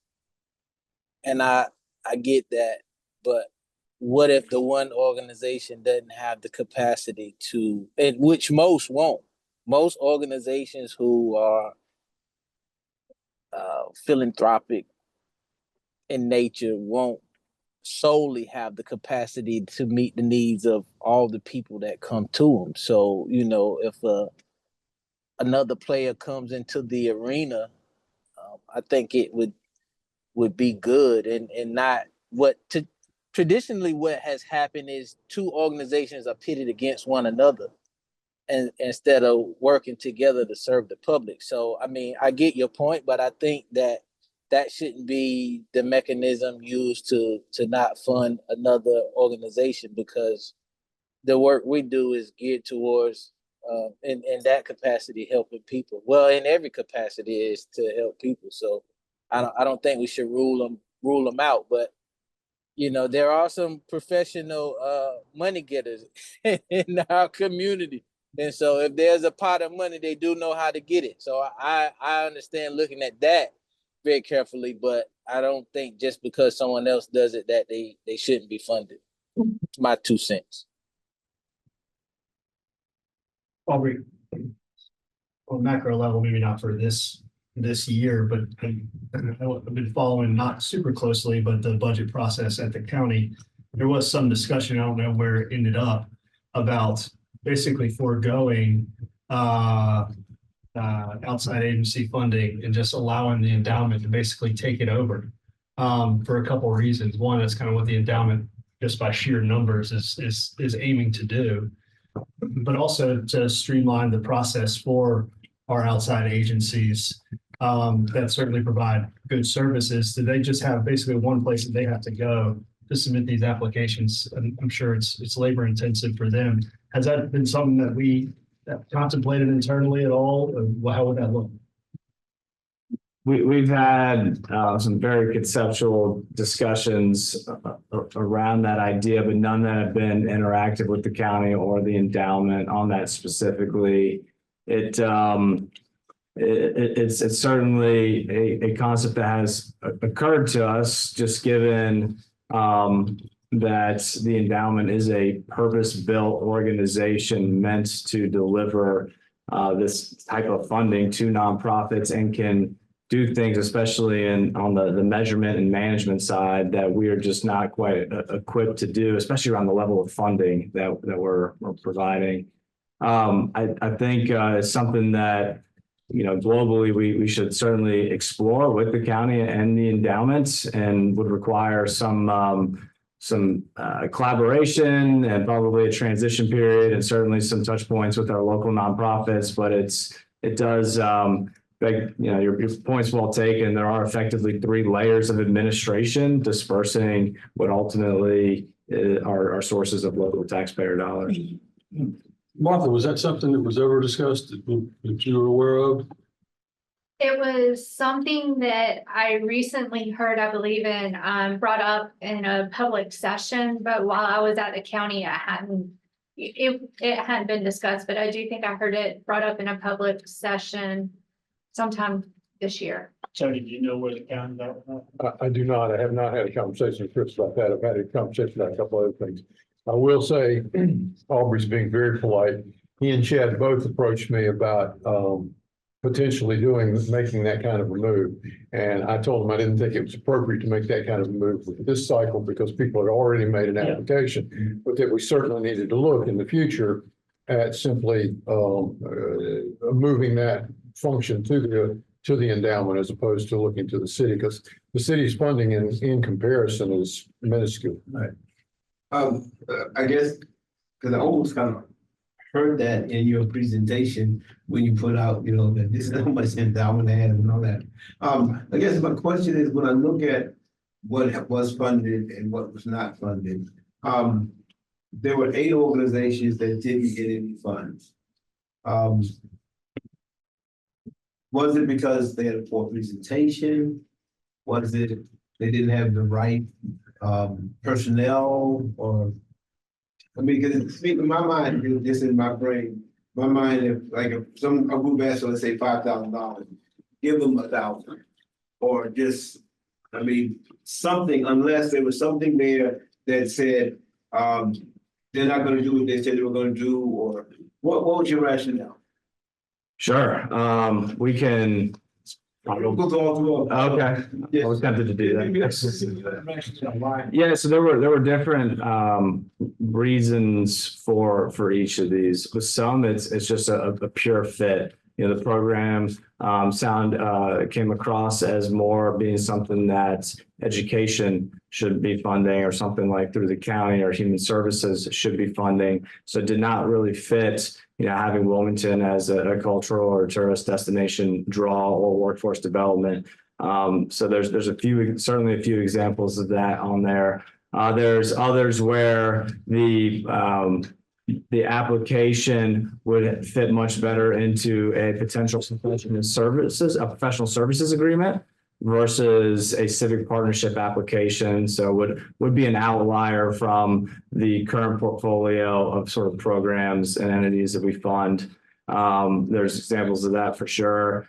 And yeah, those were really the 2 main ones. And then just to be, I hate to single out Thalian, but there's just other parts in the budget that we support Thalian, and the ask, while certainly noble in when you have 3 times the request for funding than you do for spending, it's just something that, in my view, was a way to narrow the scope of how to put that money to best use. So when they get the money, say to them, you might be a better fit with this organization or that group, or. So I have not, this is the initial recommendation. And so this has not been yet communicated to the nonprofits. That's what my afternoon will be consisting of today and into Monday, is letting them know how the initial recommendation came out. And certainly I work with them to connect them to and any and every resource that I think is a fit for what they're trying to do. If it isn't a fit for civic partnerships grant, say it's human services, or say it's something that the county more traditionally funds in the vein of education or schools, that is certainly something that I look to do, because there are a number of sources out there. And so it's just sometimes about finding the right fit. So do you think we're going toward the procedure of not doing this anymore?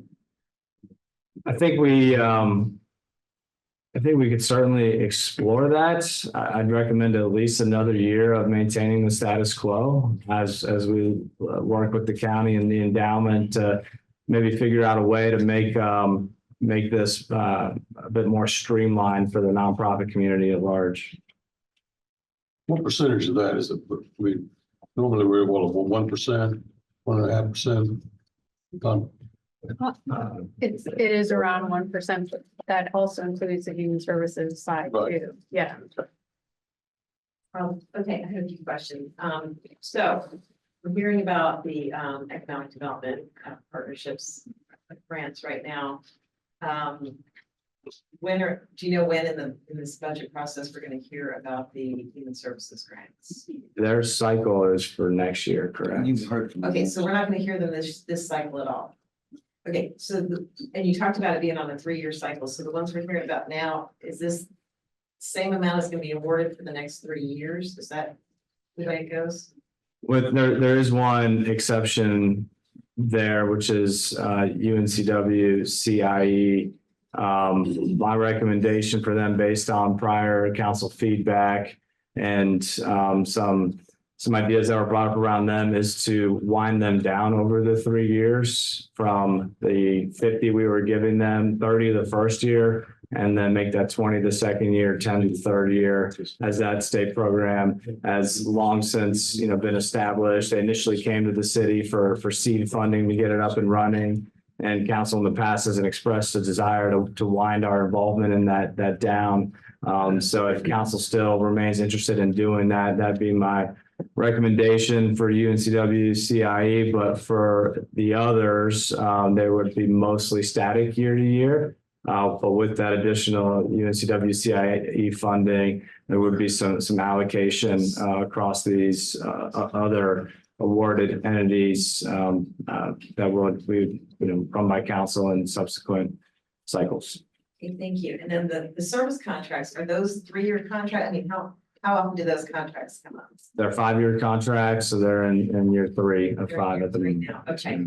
And do we get annual updates from these 3 service contracts? We do, yes. They provide quarterly statements, and we're happy to share those with you as you see fit. And then for WDI, my understanding is most of WDI's funding is coming from the Municipal Services District tax. Yes, ma'am. This is an additional service that we're contracting with them. Yes. Okay.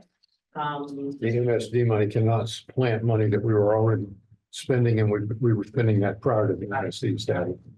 And I would say a correction, I would say the MSD funding is not a majority of their of WBI's overhead funding. It's just it's a portion of what they get funded. Okay. And then finally, the panel, is it just you, or is there a panel that reviews these? So I certainly collaborated with other departments, spoke with Rachel, spoke with Amy and Chad, and after I had a chance to sit down with them, collect all the information that was reviewed internally up the ladder and across as well. Good. But I certainly did most of the work around it. Okay. I think I mentioned this last year to the human services funding, but I think for this as well, I've been on a council before, and we had a subcommittee of 2 council members who sat in on these application processes. And I think maybe going forward, that's something that we could consider doing, because that way you get, before you come to us with the decision already made, maybe you get some council input on the applications. All of this that fits the bill needs to be at I can't even say the word, the county, the endowment, thank you. Yeah. No, it was just, I mean, it's like Lou said, that's what it was, it's what it's for. We're the ones that meet that criteria. And this is a recommendation. If you'd like for us to review certain things and certain applications, we're happy to do that between now and the next budget work session. So this was our first go at it. Yeah, let me chime in one more time. I agree with Councilwoman Andrews about that, because the question I was going to ask is Aubrey, are you the sole authority on this at this point? No, sir. I just do most of the work to compile the information and put a framework around a recommendation. But ultimately, this is a recommendation that city manager's office puts forward to council, and council can certainly have us review certain elements of it and take another look at certain things as you see fit. Okay, yeah, that's good. And previously, and I guess I want to say this to everybody in the room, like when I make my comments or ask my questions, like I genuinely want your feedback. I don't want you just to be silent and don't say anything, because I want to understand if you're getting what I'm saying, and if you're going to factor it into your decision going forward. I don't want you to get silent and walk down the hall or go back to your office and curse me. You know, I got bugs all over 929. I know what's going on. I'm just kidding. But no, for genuinely, I do. I want your feedback so we can at least, maybe we can work towards a better solution instead of, I don't know, some of you stumping your legs or foot under the table or whatever. No, I can address your original comment, Councilman Spears. That programmatic overlap really only happened in one area, in my view, on this in terms of the specific application ask, and that overlap was with the Symphony Orchestra and then a new applicant to the program this year, which is the Virtuosi Brass. We're largely, in my view, looking to accomplish the same thing. So we prioritize the legacy provided there. One, because it was event specific with the Pops concert and July 4th downtown, which is a draw for a lot of folks coming down here. City spends money on fireworks, a number of other things. So that's just another way to draw people downtown for that event. So that was really the only time that kind of prioritization tenet, Councilman Spears, came into practice on this one. But your point was well taken.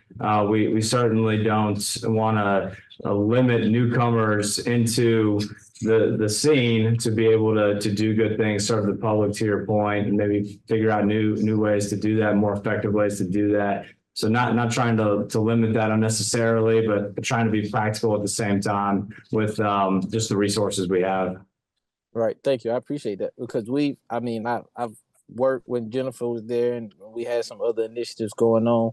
There are newcomers coming into the fold, and we oftentimes we tell people, well, you have to have some experience. Well, if you can't get the experience if you can't get funding, so it's like a double entendre sort of deal, because you're not going to build the history if you don't get the opportunity to build the history. So we've worked with that, and so I just want to make sure that people do get a fair shot and not become intimidated by the process at hand. Understood. Okay. Sorry, go ahead. Yeah, okay, I thought at one time this was a small committee or something that looked at this, not just, We generally do it as a full council. yeah, but I thought it was a committee that looked at it before it came here. Was it not? Yes. In the past, we had a selection committee of 5 staff members, but sort of streamline the application review process and have the 5 members put it to the city manager, who would then put it to council as part of the review process. We consolidated that workload. into recommendation just from the city manager's office. But Alright, and there's the other question I want to ask is, we only received 20 applications. So these are the 20 that we received. yes, Okay, and then the last question is for follow for me is. Because I remember when we did this and it was like a 3-year cycle, right? So are these individuals, if granted this information, will they be getting this for the next 3 years? Or what? yes, that is how we have done it historically, and barring any strategic change that we've discussed previously, how we would continue to do it. Okay, okay, because I just. There are a couple of organizations I think should have got at least something, you know, and then I think the organizations that got some money, in my opinion, are like groups that already like have money, like UNCW. And, you know, even Symphony, they got money, you know. But anyway, but, okay. Yeah. Yeah, this is just a recommendation. Okay. We can change and tweak how we want. Yes. Appreciate the recommendation, but if there's a strategic interest to basically from the county and the city, which I think we should collaborate if that is the case, to basically funnel all the outside agency funding through the endowment in the future. Would it make sense to do this on an annual basis like the county is doing it, rather than lock it in for 3 years? For this cycle, it certainly could be done that way. There's a little bit more admin if let's say that collaboration doesn't work out, Right. but that's certainly something we can do. I'd be open to that. Can we take several steps back real quick? Sure. What is the source of these funds? Remind us. General Fund tax. Okay, so this is direct property tax money. Yes. Okay. I feel like we're moving kind of fast. This is the first meeting that I've heard this conversation about shifting this to the endowment. So if we're now saying that we're gonna base this year's budget on that being strategy moving forward, I feel like I need significantly more information.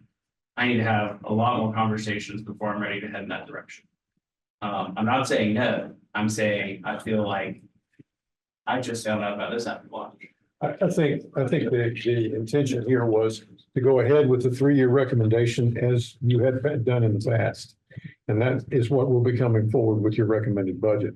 What I hear Councilman Waddell saying is maybe we ought to at least include it for another year and then look at some sort of collaboration with in conjunction with the county to move it potentially to the endowment. So you'd have a year in which to do that.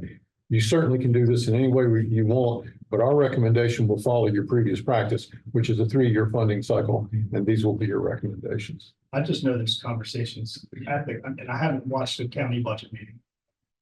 I watched paper, I watched the county budget meeting, but I know there were conversations about this same strategic objective. Basically, the endowment has $60 million they're looking to put towards to our nonprofits every year, and they have to. And so just kind of, if the county's heading that way, I think it's important for us to discuss it as well. Don't have to do it, could do it, you know, whatever. I think it's worthwhile for a discussion and so then to do it, if we did an annual, just like the county does annual appropriations for their outside agency funding. It lines us up a little bit better with what they're already doing. So we're trying to streamline that process because a lot of these are small organizations and they're having to submit administrative documents that are different. We will try to streamline them anyway, make them more cohesive. But ultimately, they're submitted to 3 different entities, organizations. My goal is they get more money, make it easier, all going through the endowment, which was what it was set up for. And I can appreciate that these 3 separate funnels have stated similar aims. And I'm okay with having this conversation and exploring this more. But I want to say from the outset, we have no influence on who sits on the endowment board. The county does, and that's an important distinction. Well, you got to remember all these things are in the county. You understand what I'm saying? Everything we're dealing with is within the Hanover County. So it's not like they're going to look at something just because it's in the city or whatever. I mean, that's kind of shallow and me to say it.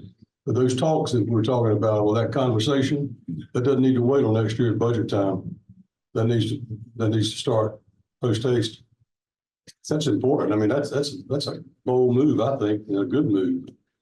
The overlap is what struck me. I mean, in the past, we've really tried to be careful and pragmatic about what we've done alongside the county, and just with this huge and massive change that the endowment brings to the landscape, just wanted to put some numbers around what that overlap looks like, both in terms of, where the endowment goes and where we go, but understand, didn't want to, try and pigeonhole y'all into anything, just wanted to set the stage for what's happening out there and the quantities that are involved. One more thing. So we talk about the county and we talk about the endowment. Well, when you hear county commissioners talk, they talk about the endowment money as if it is there. So when the endowment came into existence, the city of Wilmington didn't get jack. We didn't own the hospital. Okay, but like you just said, we're in the county, right? Yes, sir. Okay, so I mean, so us putting our money in with the endowment is different than New Hanover County partnering their money with the endowment. Am I right? Am I wrong? Believe it or not, Kevin, we agree on that. Okay, there we go. I need to go get an umbrella. It might rain today, Well, Charlie. the endowment is what, generating close to $100 million a year? I think they're targeting 50 or 60 to get out the door, and then it goes up over time. I think there's a jump up in 2027 or 28 when they go private. I think their bigger issues are gonna be getting that money out the door on an annual basis, just in the geographic area you have in the county. I'm not saying there's not a lot of needs out there, but if they don't spend that money, also understand they gotta pay taxes on it. So they want to get that money out the door.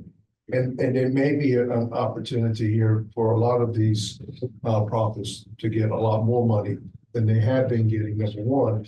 Number two, there are going to be some criteria that I'm sure that they have that I'm not even aware of what that criteria is to receive that funding, just like we have some criteria here. You have to have it audited and all that kind of stuff.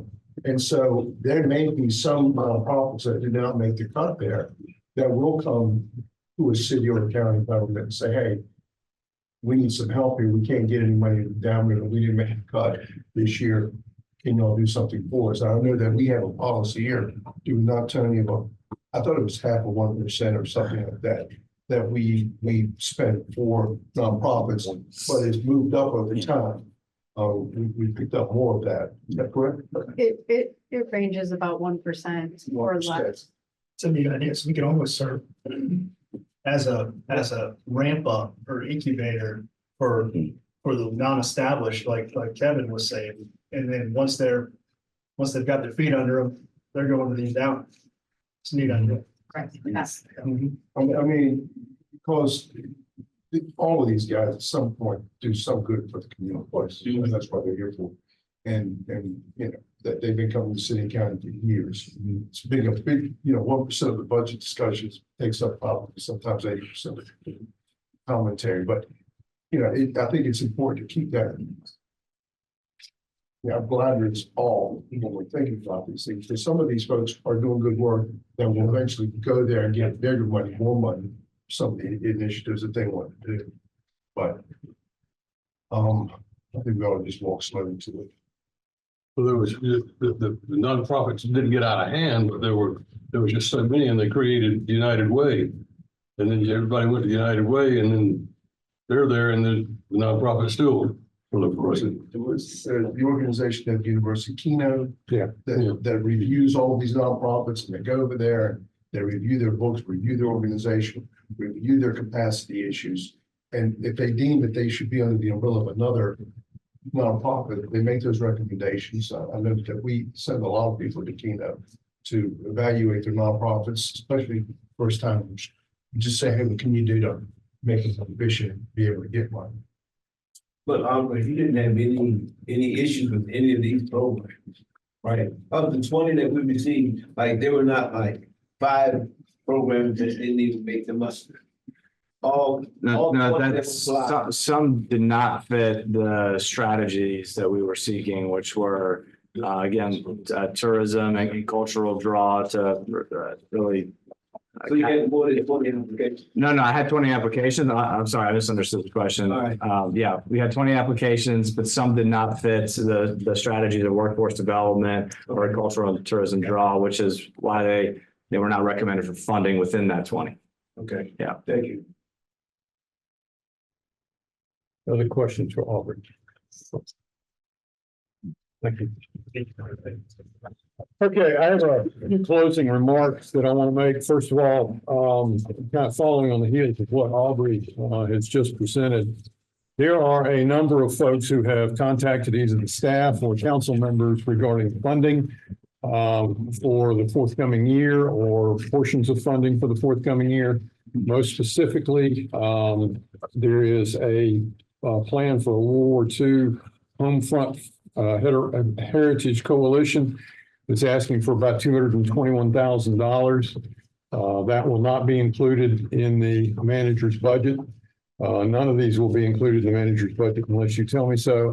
I would suggest that if you want to consider any one of these, that you probably want to talk to these folks.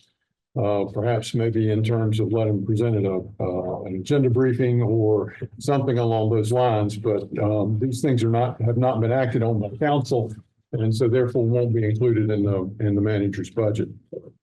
The second item comes from Frankie Roberts and Link, and the mayor has had a conversation with him. Frankie is looking on the order of for about $173,000 for what he calls his light community health program. And he has asked again just for 173, and it is again not been acted on by the council. The final thing is a request that came in, and I understand that he's talked to you, the folks at the YMCA have talked to you about the Midtown expansion proposal, which is $1 million over the course of a 5-year period. They are not asking for necessarily anything in the forthcoming budget, but would like a commitment from council to be able to participate in their fundraising program to the tune of $1 million. But again, none of those 3 items will be brought forward in the manager's budget. If you would like to talk to these folks, if you'll let us know, we'll be glad to schedule time for them to come before you, and we can do that at any time from this point forward. I think the YMCA is making a presentation to the county. I think Chairman Rivenbark had asked them to make a presentation to the county. I think they have spoken. I told him to speak to each one of the council members to give them a little bit more insight. I think they should make a presentation to council. Same thing with Mr. Roberts, to make a formal presentation to council. Of course, Wilbur needs to make a presentation to council. Okay, so we'll go ahead and schedule those. Yes, Mr. Manager, there's one more I'd like to add to that group. The Alliance for Behavior Trees, who are working on a memorandum of understanding with the city, and I would like for the council to be aware of the work that they're doing and the kinds of things that they're requesting as well. What are they asking for? Some of the things that they're like right now, they're being asked to, they're doing a lot of the services on a volunteer basis. And yet they're still being asked to pay for background checks for their volunteers and driving history checks for their volunteers. And, I think that that's probably something that the city can provide at the very least in recognition of the services that they're providing for taking care of the trees. Yeah. They've also had, and I'm sure other organizations in this community have had funding cuts from the federal government, grants being frozen. So I think we're going to see more and more of that in the future. Okay.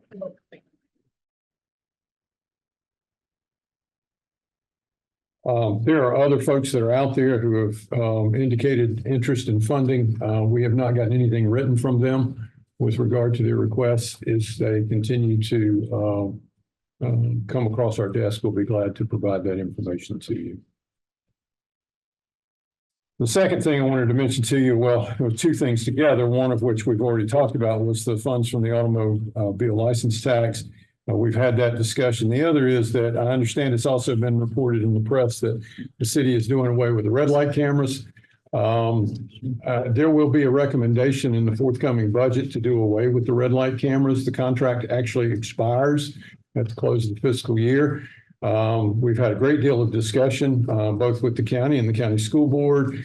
And we believe that based upon what we're hearing from everyone, that the best probably course of action is to move forward with the abolition of the red light program. We will be coming forward with a proposal to replace the cameras at those intersections with cameras that will benefit the law enforcement community, but will not necessarily be used for enforcement purposes. So the decision has not been made. The manager does not make that decision, but it will be coming forward in your budget, so you know.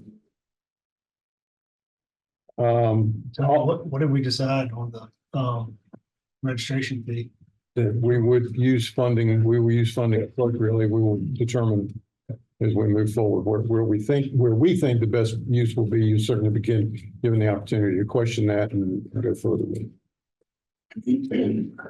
There's been a great deal of discussion and interest regarding the salary increases. It's probably been the greatest emphasis.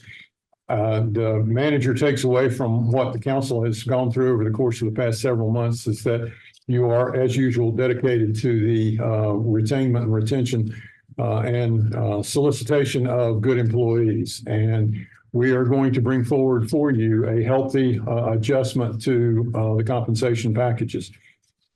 You will recall back in January, Clayton presented some scenarios to you, which included adjustments during January, and then potentially could be another adjustment in July. Since council has not acted to ask for that to be brought forward, we are moving forward with the idea that all increases will be effective July 1 and will encompass, to the degree that we think we can, a compensation that was included both in January and then the adjustment that would be in June.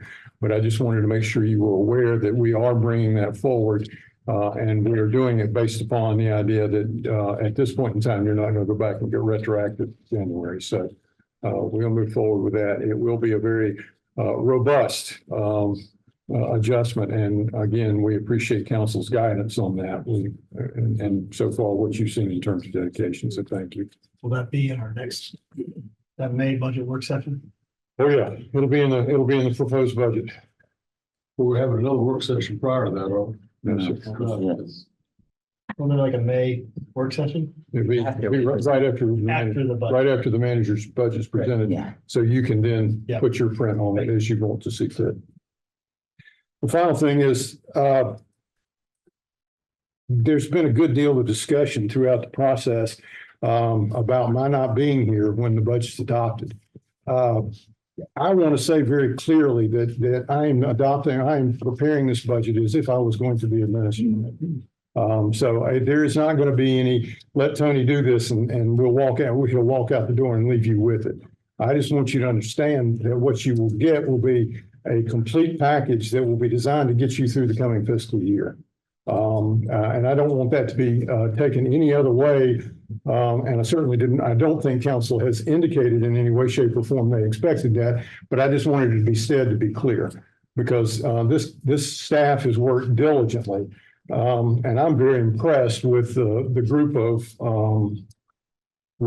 service reductions, alterations that came forward as a result of our request for them to do that.